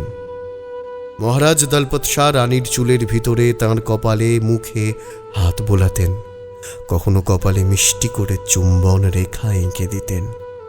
অবাক হয়ে চাঁদের মতো স্নিগ্ধ লাবণ্যময়ী ঘুমন্ত রানীর মুখের দিকে তাকিয়ে ভাবতেন, পৃথিবীতে দুর্গাবতীর মতো এমন সুন্দর মানুষ আর একটিও আছে কি? দলপতের শিকারের নেশা। সপ্তাহে কোনো একদিন তিনি দলবল নিয়ে বেরিয়ে পড়তেন শিকারের উদ্দেশ্যে। দলপত যখন শিকারে যান, শিকার থেকে না ফেরা পর্যন্ত রানী তার পথের দিকে চেয়ে থাকেন কখন তিনি ফিরবেন। কেল্লায় মহারানীর কক্ষ সংলগ্ন রাস্তার দিকে ঝুলন্ত একটি ঘেরা বারান্দা মতো ছিল। রানী সেখান থেকে ঝুঁকে পড়ে রাস্তার লোক চলাচল দেখতেন। পাহাড়ের ঢালে গরু, ভেড়া, ছাগল চড়াতো যে কিশোর কিশোরীরা, তিনি তাদের সঙ্গে কথা বলতেন। যখন কোনো গোন্ত কিশোর ছোট্ট হরিণছানা কিংবা সজারু কিংবা কাঠবেড়ালি কি বেজি শিকার করে ঝুলিয়ে পিঠের ওপর ফেলে নিয়ে যেত, তার বুকের ভিতরটা হাহাকার করে উঠত। তিনি যদিও জানতেন গরিব উপজাতি মানুষের এটাই খাদ্য, এটাই তাদের পেশা এবং নেশাও, তবুও বিভিন্ন পার্বণে মেতে উঠত মানুষ। গোন্দ উপজাতির মানুষেরা নানান ধর্মীয় উৎসব পালন করত। তারা শস্য রোপণের আগে যেমন মাটিকে পুজো করত, তেমন শস্য তোলা হয়ে গেলেও মাটিকে পুজো দিত। মাটি তাদের মায়ের মতো। পূর্ণিমার রাতে সিদ্ধি ভাং খেয়ে নাচ গান করত। পুরুষ মহিলা সকলে একসঙ্গে ধামসা, মাদল, বাঁশি সহযোগে নাচ গান করত, আমোদ করত। পার্বণের দিনে গোন্দ রমণীরা রানীর কাছে আসত। রানীর কাছে এলে তিনি গোন্দ বালিকা এবং রমণীদের খুশি হয়ে তাঁর হাতের বাজু, চুড়ি, অঙ্গুরীও খুলে উপহার দিতেন। গলা থেকে খুলে গোন্দ কিশোরীর গলায় পরিয়ে দিতেন মুক্তোর মালা। কোনো গরিব প্রজা যদি একবার প্রাসাদে কারো কাছে কিছু চাইতে আসত, তিনি কখনো কাউকে নিরাশ করতেন না। তাঁর প্রজারা অভুক্ত আছে এ কথা জানতে পারলে তিনি সেই দিন নিরন্ন উপবাসে থাকতেন। প্রজারা সকলে তাঁর সন্তানের মতো। তারা বিলাসবহুল জীবনযাপন না করতে পারুক, কিন্তু তাদের খাদ্যের যেন কোনো অভাব না থাকে। তাঁর রাজ্যে তার প্রজারা অভুক্ত থাকবে, এটিকে তিনি ঘোর অমঙ্গল বলে মনে করতেন। দুর্গাবতী, তুমি মাত্র এই কয়েক মাসের মধ্যে গোন্দ জনসাধারণের একদম কাছের মানুষ হয়ে উঠেছ। ওরা সবাই তোমাকে নিজের মায়ের মতো ভালোবাসে দুর্গাবতী। সত্যি সত্যি তুমি মানুষ নয়, সাক্ষাৎ মা দুর্গা। তোমার দুর্গাবতী নাম যে সার্থক। ধুর, আপনি কি যে বলেন না, আসলে আপনিও আমাকে ভালোবেসে ফেলেছেন, তাই আমাকে সবসময় এমন ভালো ভালো কথা শোনান। সত্যি সত্যি বলছি দুর্গাবতী, তোমার মতো এমন অর্ধাঙ্গিনী পাওয়া যে ভাগ্যের ব্যাপার। ওই জন্যই তো বলে, ভাগ্যে ভারজা, তপে রাজা, আর পুণ্যে পুত্র। সত্যি আমি ভাগ্য করে স্ত্রী পেয়েছি দুর্গাবতী। দলপত শাহ দুর্গাবতীর মতো এমন রমণী রত্ন পেয়েছেন বলে নিজেকে অত্যন্ত সৌভাগ্যবান মনে করতেন। এইভাবে দেখতে দেখতে 3 বছর কেটে গেল। কিছুদিন বাদে তাদের প্রাসাদ আলো করে এক পুত্র সন্তান হল। রাজগুরু তার নামকরণ করলেন বীর নারায়ণ। বীরই সে বটে। খুব ছেলেবেলা থেকেই সে নানা রকম বীরত্বের পরিচয় দিতে লাগল। গোন্দ বালকদের সঙ্গে একবার কেল্লার পাশের জঙ্গল থেকে কুড়িয়ে নিয়ে এলো 3টি নরম তুলতুলে ছানা। ছানাগুলো রোদ্দুর পোয়াবার জন্যে বন থেকে একটু বাইরে বেরিয়ে এসেছিল।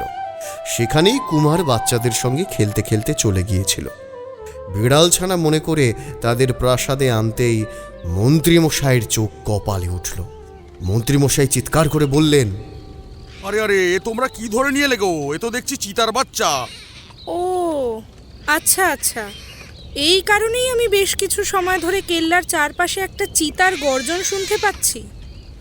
মনে হচ্ছে ছানাগুলোকে না দেখতে পেয়ে কেল্লার চারধারে ঘুরে ঘুরে চিতাটা ডেকে বেড়াচ্ছে। একজন দাসী এসে আবারও বলল, রানীমা, কেল্লার বাইরে একটা চিতা ঘোরাফেরা করছে। সকলে শুনতে পাচ্ছে চিতার সেই আর্তনাদ। সন্তান হারানোর শোকে মা চিতাটা উন্মাদিনীর মতো ঘুরছে। এদিকে ছানাগুলোও কেমন কুঁই কুঁই করে ডাকছে।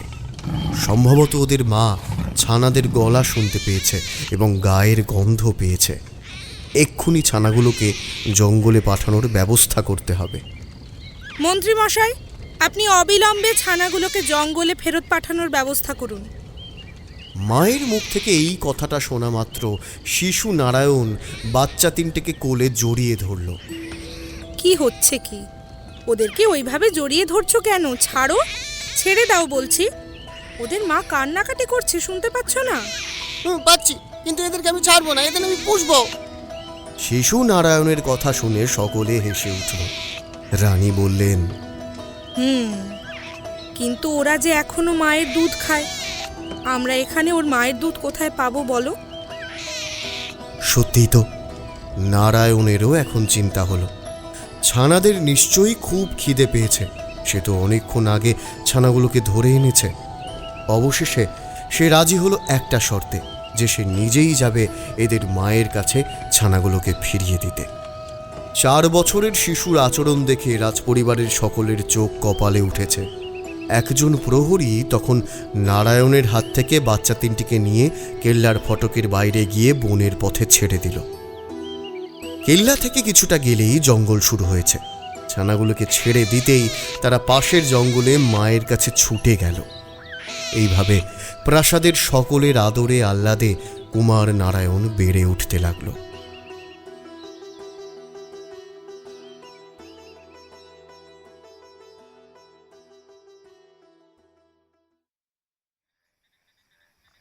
একদিন সন্ধেবেলায় বেশ কিছু গোন্দ জনজাতি একজন কিশোরকে কোলে করে কাঁদতে কাঁদতে রাজপ্রাসাদের মূল ফটক থেকে ভিতরে ঢুকে এলো। রানীমা, রানীমা, আমার সন্তানটাকে বাঁচিয়ে দিন রানীমা। ওকে যে কাল সর্পে দংশন করেছে। এতক্ষণে এই চিৎকার অন্দরমহল পর্যন্ত পৌঁছে গেছে। রানী তাই তড়িঘড়ি বাইরে বেরিয়ে এলেন। সঙ্গে এলেন রাজা দলপত শাহ। রানীকে দেখতে পেয়ে উদ্বিগ্ন জনতার মধ্যে একজন মহিলা কাঁদতে কাঁদতে বলল, দেখুন, দেখুন, ওর সারাটা শরীর, ওর সারা শরীর কেমন নীল হয়ে গেছে। ওকে বাঁচিয়ে দিন না রানীমা, বাঁচিয়ে দিন। আমি ওকে কিভাবে বাঁচাবো? তোমরা ওকে রাজবৈদ্যর কাছে নিয়ে যাওনি কেন? নিয়ে গিয়েছিলাম রানীমা, নিয়ে গিয়েছিলাম।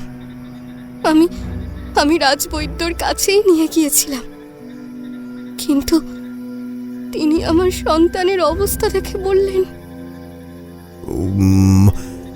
এই রোগীর অবস্থা শোচনীয়। এর সারা শরীরে কাল সর্পের বিষ ইতিমধ্যেই ছড়িয়ে পড়েছে। এই রোগীকে বাঁচানোর ক্ষমতা একমাত্র চান্দেল রাজ্যের রাজবৈদ্য শ্রদ্ধেয় অশ্বিনী মহামহির কাছেই আছে। কিন্তু এই রোগী নিয়ে এত কম সময়ের মধ্যে তোমরা ওই রাজ্যে পৌঁছবে কি করে? আমরা তখন জিজ্ঞাসা করলাম, তাহলে আমরা এখন কি করব রাজবৈদ্য মহাশয়? উনি বললেন, তোমরা এক কাজ করো, রাজবৈদ্য অশ্বিনীর সুযোগ্য শিষ্যা চান্দেল রাজকন্যা দুর্গাবতী, উনি তো এখন এই গন্ডোয়ানা রাজ্যের রানী। রাজবৈদ্য অশ্বিনীর পরে একমাত্র উনি পারেন এই রোগীকে পুনরায় জীবন প্রদান করতে। তাই জন্যই আমরা আপনার কাছে চলে এসেছি। বাঁচিয়ে দিন না রানীমা, আমার সন্তানটাকে আপনি বাঁচিয়ে দিন না, বাঁচিয়ে দিন। রানীর শৈশবের সেই দিনের কথা স্মরণ হলো। বেশ, তোমরা ক্ষণকাল অপেক্ষা করো, আমি জড়িবুটি প্রস্তুত করে এখনই নিয়ে আসছি। শৈশবে দাদুর মুখে শোনা সেই উদ্ভিদ যার রস পান করলে মানুষের জীবনী শক্তি 4 গুণ বৃদ্ধি পায়। রানী প্রথমে সেই উদ্ভিদের সন্ধান পেলেন। তারপর তা থেকে প্রস্তুত সিরাপ রোগীকে পান করিয়ে দিলেন। 2 ঘন্টা পরে ধীরে ধীরে রোগীর চোখের পাতা খুলল। তখনই গোন্দ জনসাধারণ চিৎকার করে রানী দুর্গাবতীর জয় জয়কার করে উঠল।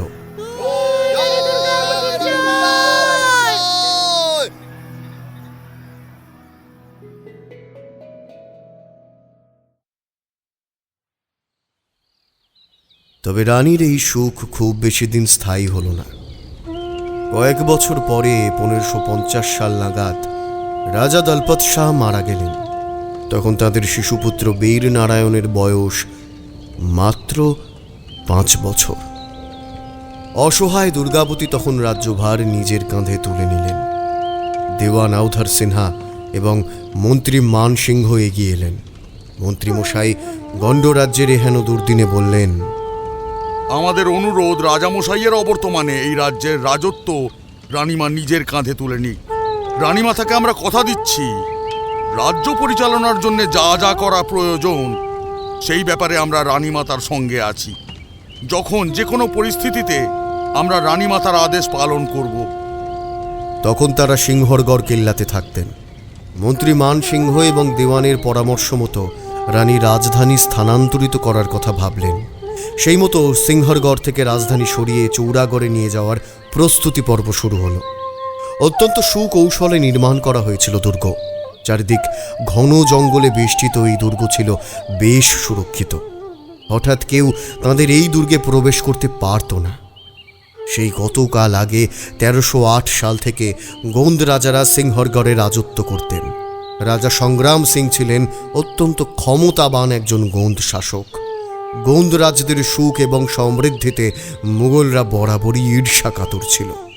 সিংহরগড় ছেড়ে আসার সময়ে দুর্গাবতীর কষ্ট হয়েছিল ভীষণ, কারণ এখানেই নববধূ হিসেবে তিনি প্রথম পা রাখেন। তার পতিগৃহ বলতে তিনি এটাকেই বুঝতেন। এখানেই জন্ম হয়েছিল বীর নারায়ণের, আর এখানেই মারা যান তার প্রাণ সখা রাজা দলপত শাহ। কিন্তু মন্ত্রী আর বিচক্ষণ দেওয়ানের কথা তিনি অগ্রাহ্য করেন কি করে? তাঁরা যখন বলছেন এই স্থান মোটেও নিরাপদ নয়, তখন তো তাকে চলে যেতেই হবে। তবে সিংহরগড় ছেড়ে চলে যাবার কথা ভাবতেই রানীর বুকের ভেতরটা কেঁদে উঠল। যখন দেখলেন তাঁর সামনে গোন্দ প্রজারা চোখের জলে বুক ভাসাচ্ছে, তিনি তাদের কথা দিলেন, কেঁদো না, তোমরা কেঁদো না, আমি সুযোগ পেলেই এখানে চলে আসব। এই কেল্লা যে আমার প্রাণের চেয়েও প্রিয়। কত স্মৃতি ধরা আছে এই পাষাণ প্রাচীর গাত্রে। তাছাড়া সিংহরগড় থেকে চৌরাগড় তো খুব বেশি দূর নয়। তোমরাও যাবে ওই প্রাসাদে? রানী আজ সারা রাত সিংহরগড় দুর্গের ছাদে একা রাত্রি জাগরণে আকাশ পাতাল কত কি চিন্তা ভাবনা করে সকালে ক্লান্ত হয়ে নিজের কক্ষে গিয়ে ঘুমিয়ে পড়েন।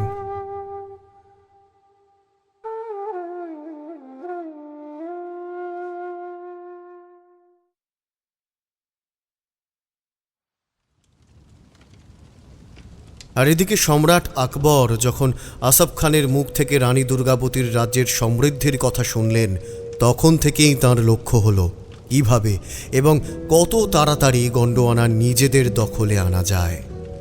মালব্য জয় করার পরে তাঁদের লক্ষ্য হলো গন্ডোয়ানা রাজ্য দখল করা।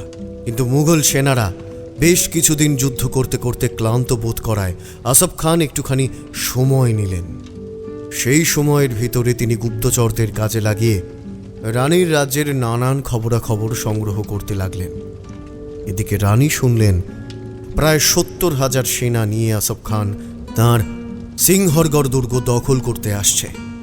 খুব দ্রুত মুঘল সৈন্যরা সিংহরগড়ের 4 দিক ঘিরে ফেলবার জন্যে বাহিনী নিয়ে অগ্রসর হচ্ছে। রাতের অন্ধকারে তারা এই কাজ করছে যাতে কেউ টের না পায়। দিনের বেলায় চুপ থাকে, কিন্তু রাতে যখন চারদিক শান্ত হয়ে আসে, রাজ্যের মানুষেরা গভীর ঘুমে অচেতন, তখন একটু একটু করে তারা অগ্রসর হতে থাকে। গন্ডোয়ানার চারদিকে তখন ভয়ঙ্কর জঙ্গল। সেই জঙ্গলের ভিতরেই মুঘল সেনারা ঘাঁটি গেড়েছিল। বেশিরভাগই আদিবাসী সম্প্রদায়ের মানুষজন এখানে বাস করত। তারা সারাটা দিন অক্লান্ত পরিশ্রম করে সন্ধ্যার পরপরই ঘুমিয়ে পড়ে। তাই তাদের চোখ এড়ানো মুঘল গুপ্তচরদের কাছে সহজ কাজ ছিল। মাত্র কয়েক দিনের ভিতরে বেশ খানিকটা পথ অতিক্রম করে ফেলেছে মুঘল বাহিনী। গন্ডোয়ানা রাজ্যের কাছাকাছি এসে দারুণ লুটপাট চালাতে লাগলো মুঘল সেনারা। দুর্গে পৌঁছতে আর বেশি দেরি নেই। রানী সিদ্ধান্ত নিলেন তিনি এই দুর্গ ছেড়ে চলে যাবেন চৌড়াগড় দুর্গে। চৌড়াগড় সিংহারগড়ের চাইতে অনেক বেশি সুরক্ষিত। সিদ্ধান্ত নেওয়া মাত্র দ্রুত তার রাজধানী সিংহারগড় থেকে চৌড়াগড় কিল্লাতে স্থানান্তরিত করলেন। কিছুদিনের ভিতরেই মুঘল সেনারা একদিন ঝাঁপিয়ে পড়ল সিংহারগড় দুর্গের ওপরে। তখনও পর্যন্ত তারা জানত যে রানী এবং রাজপরিবারের সকলে এই দুর্গেই আছেন। তাঁরা যে গোপনে অন্যত্র চলে গেছেন এ কথা তাদের অজানা ছিল। প্রাসাদে ছিল কিছু গোঁদ প্রজা যারা পাহারা দিচ্ছিল এই দুর্গ। গোলা এবং কামানের আঘাতে কিল্লার অনেকাংশ দারুণভাবে ক্ষতিগ্রস্ত হল। যারা পাহারা দিচ্ছিল অনেকেই মারা গেল গোলার আঘাতে। কিল্লার বেশ কিছু অংশ ভেঙে পড়ল।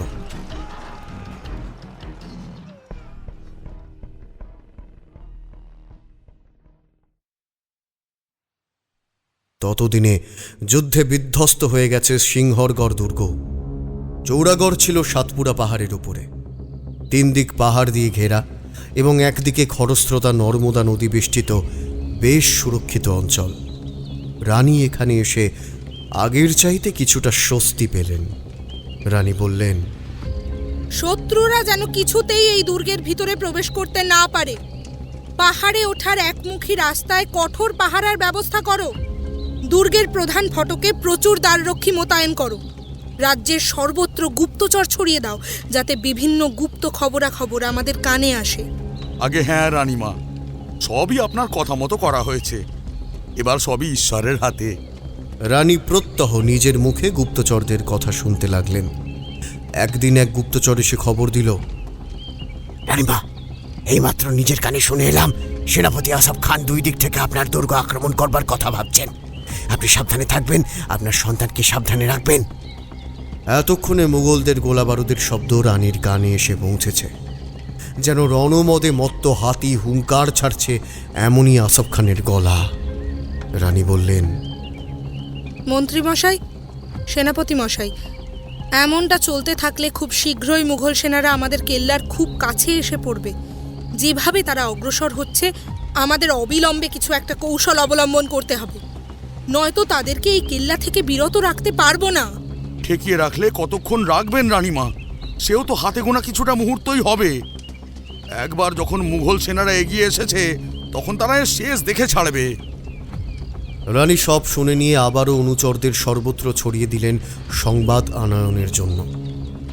রাজ অনুচর মারফত রানী খবর পেলেন মুঘল সেনারা বিশাল বাহিনী, হাতি, ঘোড়া, উট নিয়ে একটু একটু করে তাঁর রাজধানী চৌড়াগড়ের দিকে অগ্রসর হচ্ছে। রানীর গুপ্তচর এসে আরও একটি খবর দিল যে আজ রাতের ভিতরে নাকি তারা নারাইয়ের জঙ্গল পর্যন্ত এসে পড়বে। তাদের তাঁবু, কানাত, সেপাই, শান্ত্রী, ঘোড়া, উট, হাতি যা যা আছে সব নিয়ে চলে এসেছে। আজ সকলে ক্লান্ত, তাই বিশ্রাম চাইছে। পরের দিন প্রকৃত যুদ্ধ শুরু হবে।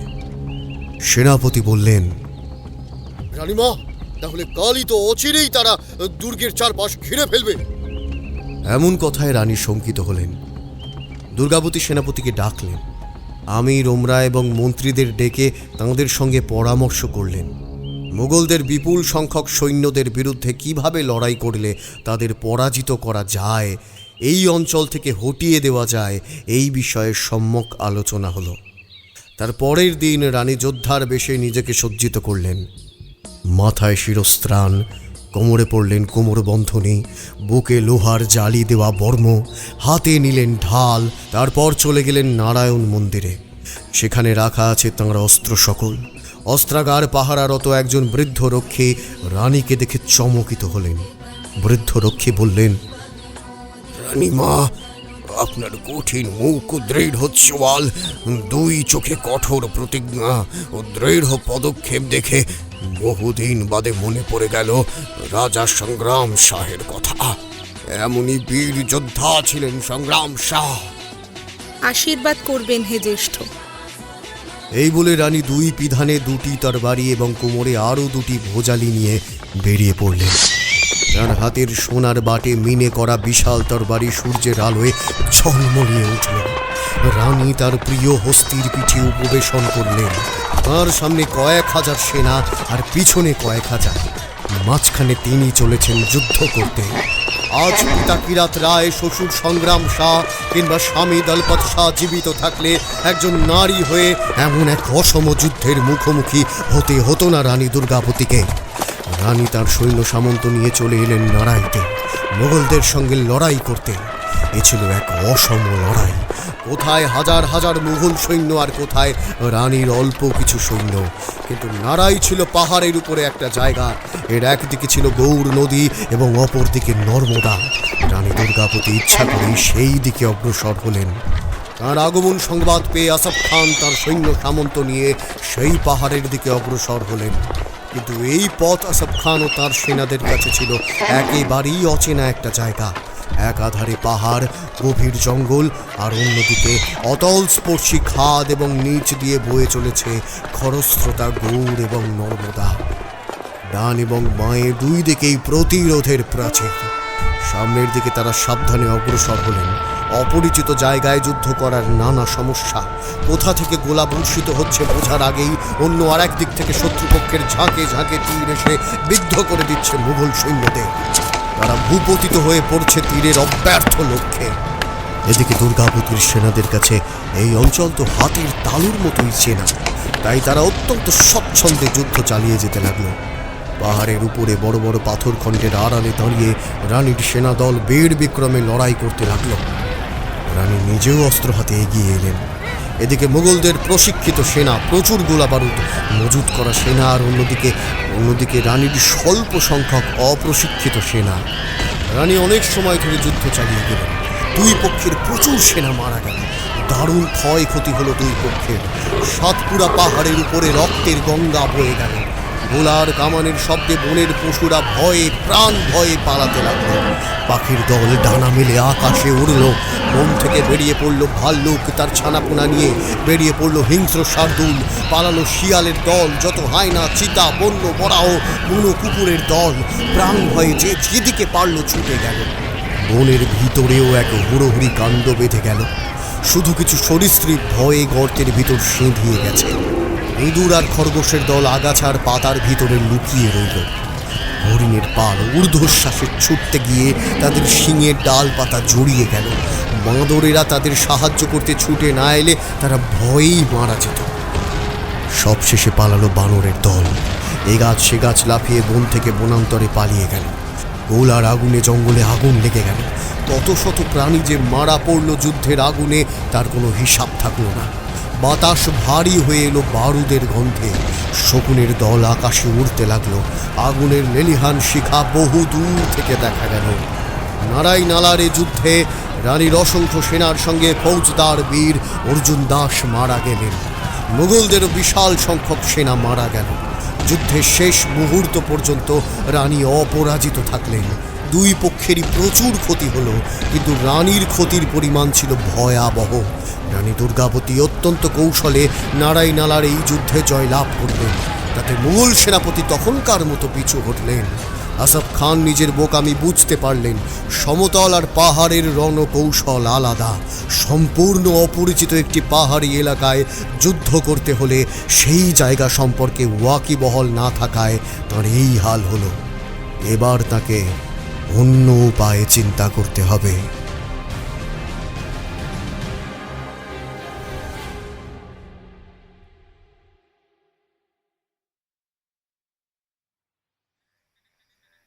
রাত গভীর। রানী তাঁর একজন সহচরী পদ্মাকে সঙ্গে নিয়ে কেল্লা থেকে বেরিয়ে এলেন। কালো পোশাকে সর্বাঙ্গ ঢেকে নিয়েছেন দুইজনে। প্রহরীকে আগেই বলা ছিল, তাই দুর্গ থেকে বের হতে কোনো বাধা রইল না। দুর্গাবতী এবং তার সহচরী পাথুরে রাস্তা ধরে নিচে নেমে এলেন। এখান থেকে ভেদাঘাটের দূরত্ব অনেকটাই, প্রায় 3 কিমি পথ। একে নিশুতি রাত, রাস্তার দুই ধারে ঘন জঙ্গল, তার উপরে বন্য হায়না ভাল্লুক ছাড়াও রয়েছে হিংস্র চিতার উৎপাত। কখন অতর্কিতে ঝাঁপিয়ে পড়ে সে ভয়ও আছে। কিন্তু আজ রানী দুর্গাবতী নির্ভয় চিত্তে পথ চলতে লাগলেন। দেবী পার্বতীর নাম করতে করতে তাঁরা দ্রুত পায়ে হাঁটতে লাগলেন। মাথার উপর দিয়ে একটা রাতচড়া পাখি উড়ে গেল। সহচরে ভয়ে 2 পা পিছিয়ে এলো। নিঃশব্দে তাঁরা পথ চলতে লাগলেন। পাথরে বেশ কয়েকবার ঠক্কর খেলেন রানী। পড়তে গিয়েও নিজেকে সামলে নিলেন। কিছুটা যেতেই একটা ঝনঝন শব্দ শুনতে পেলেন তারা। একটু বাদেই পথে এক পাল সজারুর দেখা মিলল। দ্রুত গতিতে সজারুর দলটা ডান দিকের বাঁশ আর ঘাসের জঙ্গল থেকে বেরিয়ে রাস্তা পার হয়ে বাম দিকের জঙ্গলে ঢুকে গেল। রানী বুঝতে পারলেন এর কাঁটার শব্দই তারা শুনতে পাচ্ছিলেন। ভাবতে ভাবতেই অন্ধকারের ভিতর রাস্তার পাশ দিয়ে দ্রুত ছুটে গেল 2টি কৃষ্ণসার হরিণ। মাথার সামনে 2 জোড়া করে শিং তাদের। কেমন ভয়ার্তভাবে তারা ছুটে গেল। তবে কি তাদের পিছনে কোনো হিংস্র বাঘ আছে? হতে পারে তাদের তাড়া করেছে শিকারের নেশায়। শাল, সেগুন আর মহুয়ার জঙ্গলের ভিতর দিয়ে চলে গেছে বনপথ। বাম দিকে বয়ে চলেছে নর্মদা। কানে আসছে পাহাড়ি নদীর কলরব। পাথরের উপর দিয়ে ছুটে চলেছে অবিরাম গতিতে। কিছু যাওয়ার পরেই হঠাৎ লাফিয়ে পড়ে অনেকটা নিচে আছড়ে পড়ে জলপ্রপাতের সৃষ্টি করেছে। ছিন্ন বিচ্ছিন্ন হয়ে বহু ধারায় বিভক্ত করে ফেলেছে নিজেকে। তারপর আস্ত একটা নদী হয়ে ছুটে যাচ্ছে। এত দূর থেকে তারই ভয়ঙ্কর শব্দ শোনা যাচ্ছে। কি প্রকাণ্ড সেই জলরাশির স্রোতের তীব্রতা! চারদিকে সহস্র জলকণায় বিসৃষ্ট হয়ে চতুর্দিকে ছড়িয়ে পড়ে একটা ঘন কুয়াশার জাল বিছিয়ে রেখেছে। রাতের বেলায় সেই জলকণায় চাঁদের আলো পড়ে রূপলি তরল সৃষ্টি করেছে।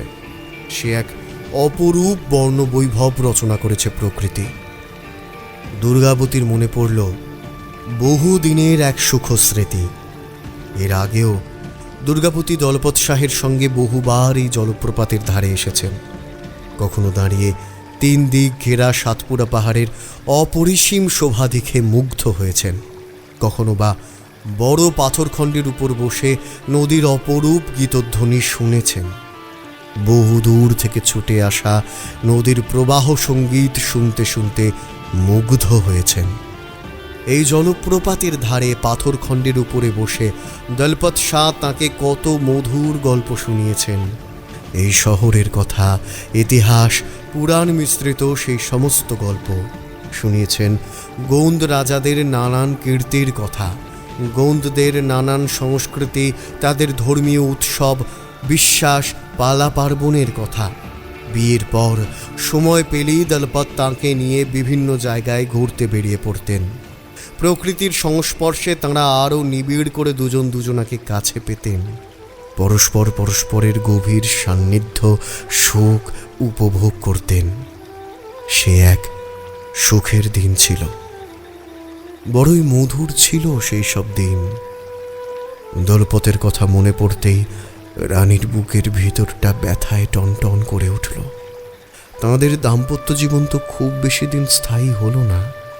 বিধাতার নির্মম পরিহাস তাকে এক বিন্দু স্বস্তি দিল না। ভাগ্যের কাছে সকলকেই হার মানতে হয়। রানী চিন্তা করতে করতে আরও কিছুটা পথ এগিয়ে গেলেন। রাত বাড়ছিল। জঙ্গলের পথ কোথাও বেশ সংকীর্ণ।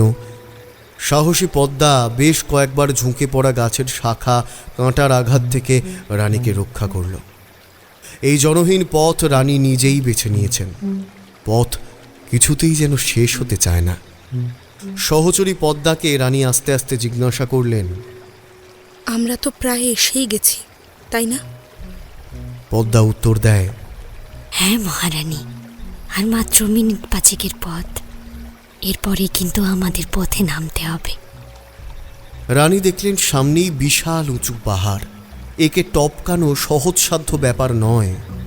অগত্যা বন ছেড়ে পাথরের রাস্তায় পা রাখলেন অতি সাবধানে, আশপাশ পর্যবেক্ষণ করতে করতে। যদিও কালো বস্ত্রে আবৃত তাঁদের সর্বাঙ্গ, তবুও শত্রুর তো অভাব নেই। মোগলদের গুপ্তচরেরা যে কত ধুরন্ধর এবং কতটা খতরনাক এর আগেও তার প্রমাণ পাওয়া গেছে। হাঁটতে হাঁটতে তারা পৌঁছে গেলেন তাদের অভীষ্ট দেবীর কাছে। সেই কোন 10ম শতাব্দীতে কলচুর বংশের একজন শাসক নির্মাণ করেছিলেন 64 যোগিনী মন্দির। সাতপুরা পাহাড়ের একেবারে চূড়োয় দেবী পার্বতীর মন্দির। পাহাড়ের ধাপ কেটে বানানো হয়েছে সিঁড়ি। অনেকটা খাজুরাহ মন্দিরের আদলে তৈরি করা হয়েছিল মূল মন্দিরটি। মন্দিরের ভিতরে নন্দীর পিঠের উপরে উপবেশন করে আছেন দেবী পার্বতী। সেই মন্দির ঘিরে গোলাকারভাবে প্রতিটি একক গ্রানাইট পাথর কেটে বানানো হয়েছে 64 জন যোগিনীর মূর্তি। রানী দুর্গাবতী এর আগেও এসেছেন এখানে, নিজের হাতে পুজো দিয়েছেন, দেখেছেন বৃত্তাকারে পরিব্যাপ্ত রয়েছেন বহুরূপা, তারা, নর্মদা, যমুনা, শান্তি, বারুণী, ক্ষেমঙ্করী, ঐন্দ্রী, বারাহী, রণবীরা, কালরাত্রি, ছিন্নমস্তিকা, নারসিংহী, মহালক্ষ্মী, কৌমারী, যক্ষিণী, বিনায়কী, মাহেশ্বরী, ঘটাবুড়ী, জ্বালামুখী, আগ্নেয়ী, ধূমাবতী, ভদ্রকালী এবং আরও অনেকে। 64 জন তান্ত্রিক যোগিনী প্রত্যেকে আলাদা কক্ষে আছেন। দুর্গাবতী দলপত শাহের মুখে শুনেছিলেন দেবী দুর্গা এক প্রবল প্রভাবশালী দৈত্যকে পরাজিত করবার জন্যে 64 জন যোগিনীর রূপ ধারণ করেছিলেন। পাহাড়ের ধাপ কেটে বানানো হয়েছে সিঁড়ি। প্রায় 200 ধাপ পেরোলে তবে মূল মন্দিরে পৌঁছানো যাবে, দেখা মিলবে দেবীর। রানী দুর্গাবতী সখী পদ্মাকে নিয়ে অন্ধকারের ভিতরে নক্ষত্রের আলোকে ভরসা করে আস্তে আস্তে পাহাড়ের একেবারে উপরে উঠে এলেন। লাল পাথরের মন্দির। দেবী পার্বতীর সামনে বিশাল একটি পিতলের প্রদীপ জ্বলছে।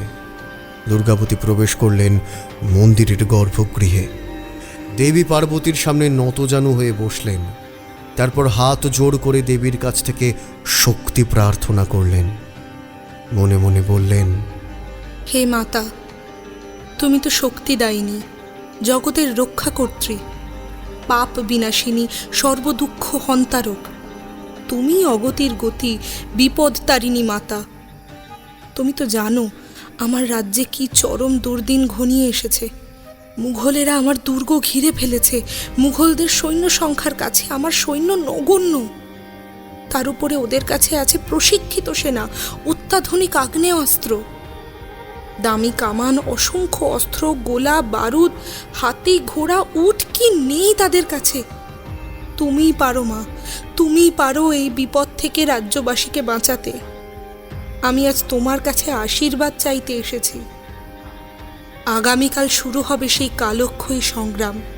গোন্দ প্রজাদের ভবিষ্যৎ, আমার জীবন, মৃত্যু, পুত্র নারায়ণের আগামী জীবন সব কিছুই নির্ভর করছে এই যুদ্ধের উপরে। গোন্দ রাজ্য এবং আমার বালক পুত্রকে রক্ষা করো মা, রক্ষা করো। কথাগুলো বলতে বলতে রানীর চোখ ছলছল করে উঠল। চোখের জলের ধারায় চিবুক, গলা, বুক ভিজে গেল। রানী দেখলেন হঠাৎ একটা দমকা বাতাসে দেবীর সামনের প্রদীপ থিরথির করে কাঁপতে লাগল। সখী পদ্মা বাইরে থেকে মন্দিরের দরজা বন্ধ করে দিল। রানীর বুকের ভিতর কেঁপে উঠল। সখী পদ্মা বাইরে দাঁড়িয়ে মন্দিরের চৌকাঠে মাথা কুটতে লাগলো। রক্ষা করো মাতা, এই বিপদ থেকে আমাদের রক্ষা করো, রক্ষা করো, রক্ষা করো মাতা, এই বিপদ থেকে আমাদের রক্ষা করো, রক্ষা করো মাতা, রক্ষা করো, রক্ষা করো। হঠাৎ জোরে বাতাস বইতে লাগলো। সেই নির্জন পাহাড় চূড়ায় ততোধিক নির্জন মন্দিরের সামনে প্রকাণ্ড শব্দে দেবীর মাথার উপরে বিশাল বড় পিতলের ঘণ্টাটা এলো পাথারি ঢং ঢং ঢং ঢং শব্দ করে বাজতে বাজতে একসময় থেমে গেল। দুর্গাবতী ধীর পায়ে মন্দির ছেড়ে বেরিয়ে এলেন। তারপর দ্রুত পায়ে হাঁটতে লাগলেন। এবার আর রাস্তা নয়, জঙ্গলের পথ ধরলেন। সখী পদ্মার নির্দেশিত পথ, সম্পূর্ণ এক অন্য রাস্তা। কারণ ঘণ্টার শব্দে সকলেই সজাগ হয়ে গেছে। যদি মুঘলদের কেউ ব্যাপারটা অনুধাবন করতে পারে তো তাঁদের পিছু নিতে পারে। সেক্ষেত্রে এই পথ তাঁদের জন্য নিরাপদ নয়। রানী চিন্তা করতে লাগলেন, যা করার আজ রাতের ভিতরেই করতে হবে। রানীর নিতান্ত অনভ্যাসে খালি পা পাথরে ঠক্কর খেল। তিনি এবড়ো খেবড়ো পাথুরে পথে বেশ কয়েকবার হোঁচট খেয়ে পড়তে গিয়েও নিজেকে সামলে নিলেন। তার মাথার ভিতরে চিন্তার সূত্রগুলো সমস্তই জট পাকিয়ে যাচ্ছে।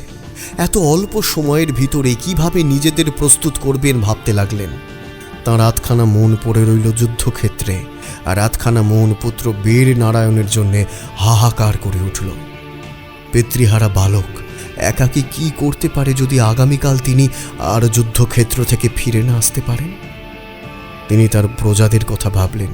এই দুর্দিনে কি উপায় হবে তাদের? প্রজারা তাঁর সন্তানের মতো। পিতা সংগ্রাম শাহ তাঁকে যখন পুত্রবধূ হিসেবে বরণ করে নিলেন তখন তাঁকে বলেছিলেন, এই রাজ্যের সকল প্রজা তোমার সন্তান, তুমি তাদের মাতা, তাই প্রজাদের রক্ষার ভার তোমার ওপরই রইল। কিন্তু রানী তাঁর প্রজাদের সন্তানের মতোই দেখেন। প্রজারাও তাকে মাতার মতোই সম্মান এবং শ্রদ্ধা করে। তিনি যতটা না রানী মাতা, তার চাইতে অনেকটাই প্রিয় মাতা। এমন প্রজাবৎসল সম্রাজ্ঞী ভারতবর্ষের ইতিহাসে একটিও ছিল কিনা জানা নেই। মহারানী দুর্গাবতী শেষ পর্যন্ত গোন্দ প্রজাদের স্বার্থে লড়াই চালিয়ে যাবেন বলেই মনস্থির করলেন।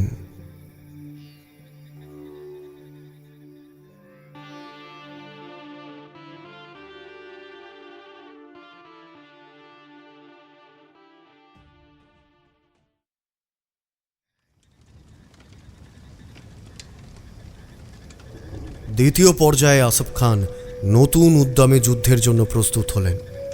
আহত নাগ যেমন ভয়ঙ্কর হয়ে ওঠে, আসফ খান তেমনি ভয়ঙ্কর আর নিষ্ঠুর হয়ে উঠলেন।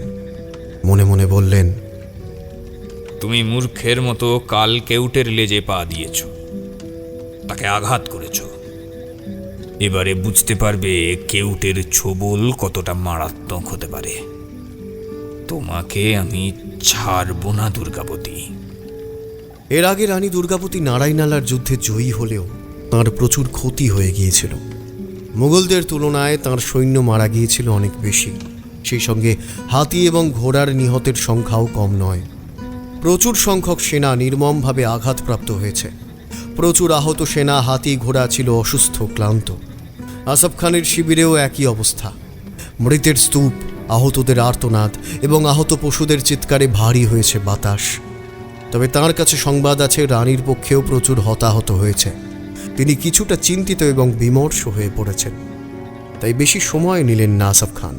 যত তাড়াতাড়ি সম্ভব তিনি আক্রমণ করতে বদ্ধপরিকর। দুর্গাবতী যত তাঁর আহত সেনাদের কথা ভাবেন ততই তাঁর ভিতরে একটা যন্ত্রণা শুরু হয়। কারো হাত কাটা পড়েছে, কারো পা নেই, কারো পেটে, ঘাড়ে, গর্দানে তরবারির আঘাত, ছিন্ন ভিন্ন অবস্থা। শিবিরে তাঁদের শুশ্রূষা চলছে। আহত পশুদেরও সেই একই অবস্থা। রানী আহত বাঘিনীর মতো গর্জে উঠলেন। কোমর বন্ধনী থেকে তরবারি উঁচিয়ে ধরলেন আকাশের দিকে। বাঘিনী যেমন তার সন্তানদের বনের হিংস্র জন্তুদের হাত থেকে রক্ষা করার জন্য সর্বদা মুখিয়ে থাকে, তিনিও সেইভাবে মুঘলদের দিকে এগিয়ে গেলেন। আগের রাত্রে মন্ত্রী, সেনাপতি, দেওয়ান সকলকে নিয়ে একটা গোপন সভা করে যুদ্ধের কৌশল সম্বন্ধে তাঁদের পরামর্শ নিয়েছিলেন। যুদ্ধ সংক্রান্ত বিভিন্ন বিষয় নিয়ে পর্যালোচনা করেছিলেন।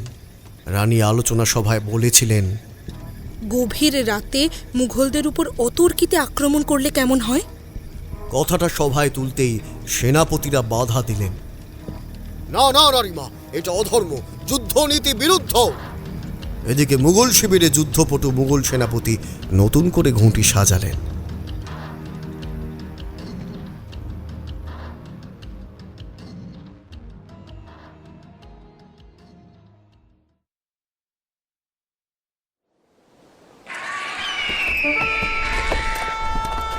পরের দিন মুঘল সেনারা কেল্লার চারদিক ঘিরে ফেলল।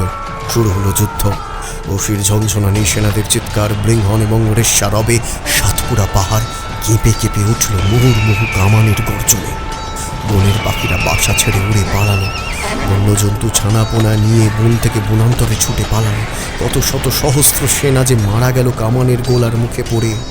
কত সেনা যে কাটা পড়ল তরবারি আর ছুরির আঘাতে। নিহতের রক্তে নর্মদার জল রক্তিম হল। আকাশে শকুনের দল পাক খেতে লাগলো। মৃতের স্তূপ বেড়েই চলল। গোন্দ সেনারা প্রাণ লড়াই চালিয়ে গেলেন, কিন্তু শেষ পর্যন্ত নিজেদের জীবন দিয়েও তাদের রোধ করতে পারলেন না। মুঘলদের অত্যাধুনিক কামানের গোলার মুখে গোন্দ সেনারা নিমেষে উড়ে গেল। মহারানী দুর্গাবতী তখন পাহাড়ের আড়াল থেকে যুদ্ধ চালিয়ে যাচ্ছে। রানীর পদাতিক সেনারা পাহাড়ের আড়ালে প্রস্তরখণ্ডের মধ্যবর্তী স্থানে লুকিয়ে বহুক্ষণ যুদ্ধ চালিয়ে গেল।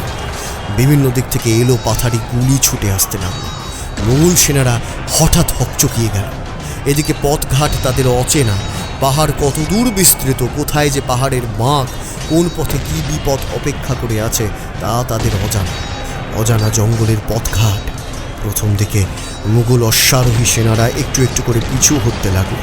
সমস্ত দিন তুমুল লড়াই চালিয়ে গেল যুযুধান দুই পক্ষই। সূর্যদেব সেদিনের মতো সাতপুরা পাহাড়ের আড়ালে অস্তমিত হলেন, আর আস্তে আস্তে চারিদিকে আঁধার ঘনিয়ে এলো।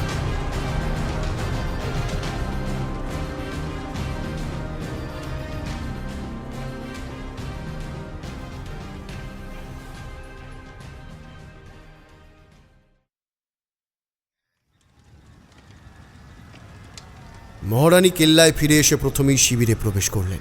সেখানে তখন শয়ে শয়ে যুদ্ধবিধ্বস্ত, রণক্লান্ত, আহত, অঙ্গচ্যুত, রক্তাক্ত সৈনিকের সারি। তিনি শিবিরে ঢুকে আহতদের সামনে দাঁড়ালেন। কারো হাত নেই, কারো পা কাটা পড়েছে, কারো দুটো হাত কাটা পড়েছে শত্রুর তরবারির আঘাতে। প্রিয় সেনাদের দিকে তাকিয়ে রানী দুর্গাবতীর বুকের ভিতরটা দুমড়ে মুচড়ে যাচ্ছে। কয়েক পা এগোতে তাঁর নজরে পড়ল মাটিতে শায়িত বেশ কয়েকজন সেনা। চিকিৎসা করেও যাদেরকে ফেরানো সম্ভব হয়নি। সামনেই মৃতের ন্যায় পড়ে আছে তাঁর প্রিয় সেনারা। যন্ত্রণায় ছটপট করছে অগণিত সেনা। রক্তের গন্ধ, বারুদের গন্ধ পাক খাচ্ছে বাতাসে। রানী মনে মনে ভাবলেন, সেই উদ্ভিদদের রস পান করিয়ে যদি এদের সকলকে বাঁচানো যেত। কিন্তু পরক্ষণেই তার মনে পড়ে যায়, বছরে একবার একজনকেই ওই জড়িবুটি পান করিয়ে বাঁচানো সম্ভব, সকলকে নয়। এই কারণেই তো রাজার প্রাণ তিনি ফেরাতে পারেননি। দুর্গাবতী ধীর পায়ে শিবির থেকে বেরিয়ে প্রাসাদের নিজের মহলে ফিরে এলেন। যুদ্ধবেশ ছেড়ে ঘরের পোশাক পরিধান করলেন। আজকের যুদ্ধ তাঁর মনে গভীর রেখাপাত করেছে। তিনি এই মুহূর্তে আগামী দিনের কথা ভেবে চিন্তিত। আজ রাতের ভিতরে নিশ্চয়ই মোগল সেনাপতি নতুন কিছু ভাববেন। এই হার তিনি কিছুতেই মেনে নেবেন না। কাল সকাল হলেই শুরু হয়ে যাবে নতুন উদ্যমে লড়াই। দুর্গাবতী ভাবছিলেন, তাঁর কাছে যদি মুঘলদের মতো এমন কয়েকখানি কামান থাকতো, তাহলে তিনি দেখিয়ে দিতেন যুদ্ধ কাকে বলে। তিনি তো নিরুপায়, অসহায়। পদাতিক এবং অশ্বারোহী আর হস্তি বাহিনী তাঁর সব। রাতে রানী দুর্গাবতী শিশুপুত্রকে বুকের ভিতরে জড়িয়ে ধরলেন। তার আধখানা প্রাণ কাঁদতে লাগলো বালক পুত্রের জন্য, আর আধখানা প্রাণ হাহাকার করে উঠল প্রজাদের জন্য। কাঁদো কাঁদো সুরে রানী বললেন, হে ঈশ্বর, আমি এই রাজ্যের সকলের মাতা। এই রাজ্যের সকল প্রজাদের ভার আমার উপরেই ন্যস্ত। তাদের সুখ দুঃখ, তাদের বিপদ আপদের আমিই রক্ষা করছি। আমি কি শেষ পর্যন্ত পারবো রক্ষা করতে এই গণ্ডআনা রাজ্যকে? আমাকে শক্তি দাও হে মা পার্বতী, আমাকে শক্তি দাও। রানীর দুই চোখের কোণ বেয়ে কয়েক ফোঁটা অস্ত্র ঝরে পড়ল। পর মুহূর্তেই তিনি নিজেকে শক্ত করলেন, নিজেকে ভর্ৎসনা করে বললেন, ছি, এখন কি কান্নার সময়? আমি দুর্গাবতী, আমি গণ্ডআনার রানী, আমার কি কান্না শোভা পায়? এই বলে তিনি মনে মনে দৃঢ় প্রতিজ্ঞ হলেন, যে করেই হোক মুঘলদের এই রাজ্য থেকে বিতাড়িত করতে হবে, এ আমার প্রতিজ্ঞা।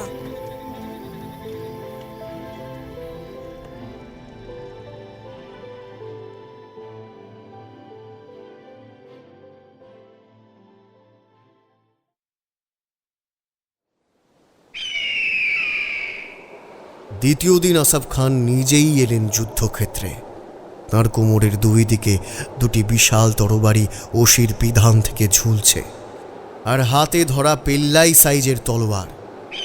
সূর্যের আলোয় ঝিকমিক করে উঠল তার অস্ত্র। আসাফ খান যুদ্ধে রানীকে আহ্বান জানালেন, কোথায় আছিস রানী দুর্গাবতী? বেরিয়ে আয়। এতদিন এত জায়গায় যুদ্ধ করেছি, আমার নাম শুনে অনেকেই ভয় কেঁপেছে, কিন্তু তোর মতো বুকের পাটা চওড়া রানী আমি আজও দেখিনি। আজ পর্যন্ত কখনো কোনো নারীর বিরুদ্ধে আমাকে তরবারি ধরতে হয়নি, কিন্তু তুই প্রথম যাকে পরাজিত করতে আমার এত বেগ পেতে হচ্ছে। তবে আজ তোর নিস্তার নেই। বেরিয়ে আয়। সকালে উঠেই রানী নিজেকে যুদ্ধে সজ্জিত করলেন। মাথায় শিরস্ত্রাণ, বক্ষে লোহার আবরণ, লোহার বর্ম, হাতে তরবারি নিয়ে তিনি চললেন তাঁদের আরাধ্য দেবতা মহেশ্বরের কাছে। মন্দিরের পাশেই তাদের অস্ত্রাগার। অস্ত্রাগার থেকে অস্ত্র নিয়ে তিনি মহাদেবের চরণে ন্যস্ত করলেন। তারপর মহাদেবের চরণ ছুঁয়ে একটা তরবারি কোমরে গুঁজে অন্য তরবারিটি হাতে নিয়ে বেরিয়ে পড়লেন। মন্দির থেকে বেরিয়ে দুর্গাবতী তাঁর প্রিয় হাতি রণবীরের পিঠে চেপে বসলেন। সোনার হাওদা ঝকমকিয়ে উঠল। রানীর হাতের তরবারি ঝলসে উঠল রোদে। রাস্তায় এলেন গণ্ডওয়ানার বাঘিনী রানী দুর্গাবতী। প্রজারা সকলেই তাকে ভয়, ভক্তি এবং শ্রদ্ধা করে। এতটা কাল তাকে অন্য রূপে দেখেছে, আজ দেখল মহিষাসুর মর্দিনী রূপে। পাহাড় কম্পিত হচ্ছে হর হর মহাদেব আর আল্লাহু আকবার ধ্বনিতে। যুযুধান দুই পক্ষ কেউই কম যায় না। বীরের মতো লড়াই করলেন রানী দুর্গাবতী। আসফ খানেরা যুদ্ধ করতে করতে পিছু হটল।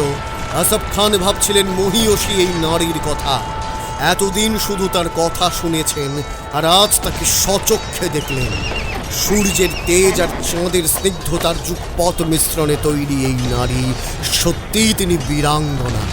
বিরাট রাইয়ের যোগ্য পুত্রে, গৌন্দ রাজাদের যোগ্য রানী। তাঁর মতো যোদ্ধাকেও পিছু হটতে হলো দুবার। কিন্তু এত সহজে কি আর হার মানেন আসফ খান? তিনি এবারে বাঘের মতো ঝাঁপিয়ে পড়লেন। রানীর সঙ্গে বেশ কিছুক্ষণ লড়াই চালানোর পরে হঠাৎ এক তীর এসে পিছন থেকে অতর্কিতে মহারানীর কানের কাছে এসে বিঁধল। রানী দুর্গাবতী অত্যন্ত কৌশলে যুদ্ধক্ষেত্র থেকে নিরাপদ জায়গায় চলে গেলেন। বাকি সময়ে তার সেনাপতি লড়াই চালালেন। পিছনে রয়েছে পুত্র নারায়ণ, সেও মাতার সঙ্গে চলে এসেছে আজ যুদ্ধক্ষেত্রে। 9 বছরের বালকের সে কি তেজ, যেন দেব সেনাপতি কার্তিকেয়, গৌন্দ রাজাদের যোগ্য উত্তরসূরি। কিন্তু রানী আর চুপ থাকতে পারলেন না, পুনরায় চলে এলেন সামনে। তখন অন্য একটি তীর এসে তার ঘাড়ের কাছে বিঁধল। রানী জ্ঞান হারালেন। যখন জ্ঞান ফিরল তখন তিনি বুঝতে পারলেন এইভাবে তোমার পক্ষে যুদ্ধ চালানো অসম্ভব, পরাজয় অনিবার্য। মাহুত বুঝতে পারল। মহারানীর এই অবস্থা দেখে সে শঙ্কিত হলো, তার অন্তর কেঁদে উঠল। সম্ভব নয়, আর কিছুতেই আপনার পক্ষে এই যুদ্ধ চালিয়ে যাওয়া সম্ভব হবে না। আপনি আহত, ক্লান্ত, চূড়ান্ত পরাজয়ের মুখোমুখি। আপনাকে এই যুদ্ধক্ষেত্র থেকে চলে যাওয়ার পরামর্শ দিচ্ছি রানী মা।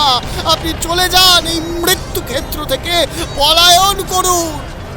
রানী মাহুতের কথাগুলো মন দিয়ে শুনলেন, কিন্তু তাঁর দৃঢ় চিত্ত কিছুতেই পিছপা হতে রাজি নয়। তিনি মরণাপন্ন অবস্থায় কাঁপা কাঁপা স্বরে বললেন, এটা যে আমার পক্ষে চূড়ান্ত অপমানের। যুদ্ধ করতে করতে ফিরে যাওয়া এই অসম্মান আমি কিছুতেই মেনে নিতে পারবো না। এর চেয়ে মৃত্যু শ্রেয়। আমার মৃত্যু ঘনিয়ে এসেছে, কিংবা দৈবিক আশিসে যদি বেঁচেও যাই, বাকি যে কদিন আমি বেঁচে থাকবো, ঘুণ পোকার মতো কুড়ে কুড়ে খাবে আমার এই পরাজয়ের গ্লানি, যুদ্ধ বিমুখ মানসিকতা। শত্রুপক্ষের কাছে চূড়ান্ত অপমানের জ্বালা আমি কিছুতেই সইতে পারবো না, কিছুতেই না। তো কষ্ট হচ্ছে একটা কথা ভেবে, এইভাবে মুঘলদের হাতে আমি আমার প্রিয় স্বদেশ ভূমিকে কিভাবে বিলিয়ে দেব? না। রানী বুঝতে পারলেন ক্লান্ত বিধ্বস্ত শরীরটাকে তিনি কোনো মতে আর চালাতে পারছেন না। তার সমস্ত শরীর অবসন্ন হয়ে আসছে। মনে হচ্ছে তার চোখের আলো ক্রমশ ফুরিয়ে যাবে। তবে কি তার চিরজীবনের জন্য দেশ ছাড়ার সময় হয়ে এলো? তিনি যখন বুঝতে পারলেন আর তার পক্ষে যুদ্ধ চালিয়ে যাওয়া কিছুতেই সম্ভব নয়, জয়ের আশা ক্ষীণ, এরপর মুঘলদের হাতে যে কোনো মুহূর্তে ধরা পড়ে যেতে পারেন, এর চাইতে লজ্জার আর কিছু নেই। এর চাইতে তাঁর মৃত্যুই শ্রেয়। প্রাণ থাকতে মুঘলদের হাতে তিনি কিছুতেই ধরা দেবেন না। এই কথাটা মনে করতেই তিনি এক মুহূর্ত আকাশের দিকে তাকালেন। উজ্জ্বল আলোকমালার দিকে তাকিয়ে কি ভেবে নিলেন। তারপর কোমর বন্ধনী থেকে এক টানে ছুরি বের করে নিজেই নিজের বুকে বসিয়ে আত্মঘাতী হয়ে আত্মবলিদান দিলেন। জয় ভোলেনাথ।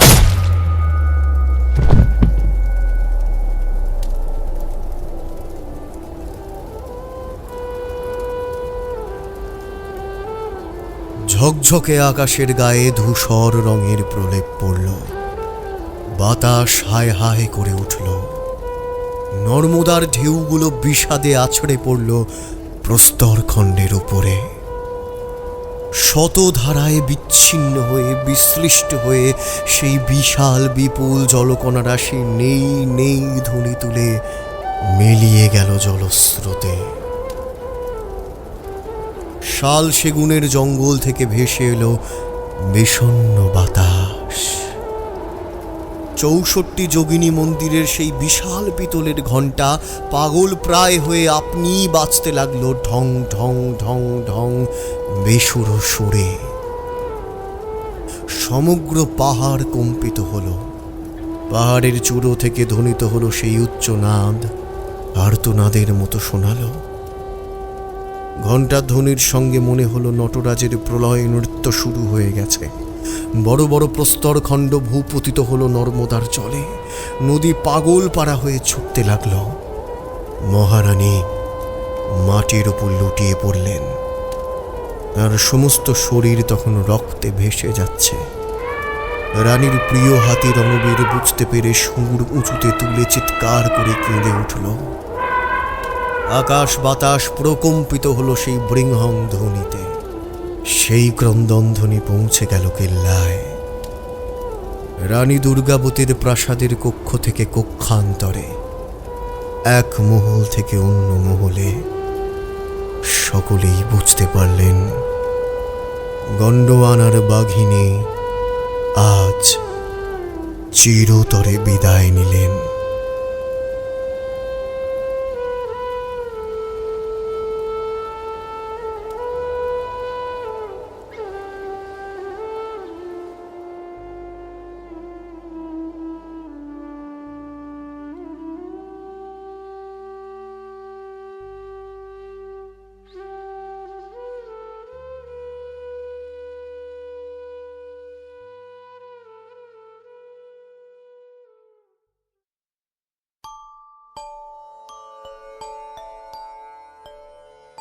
শুনছিলেন অমিয় নস্করের লেখা ঐতিহাসিক কাহিনী রণরঙ্গিনী।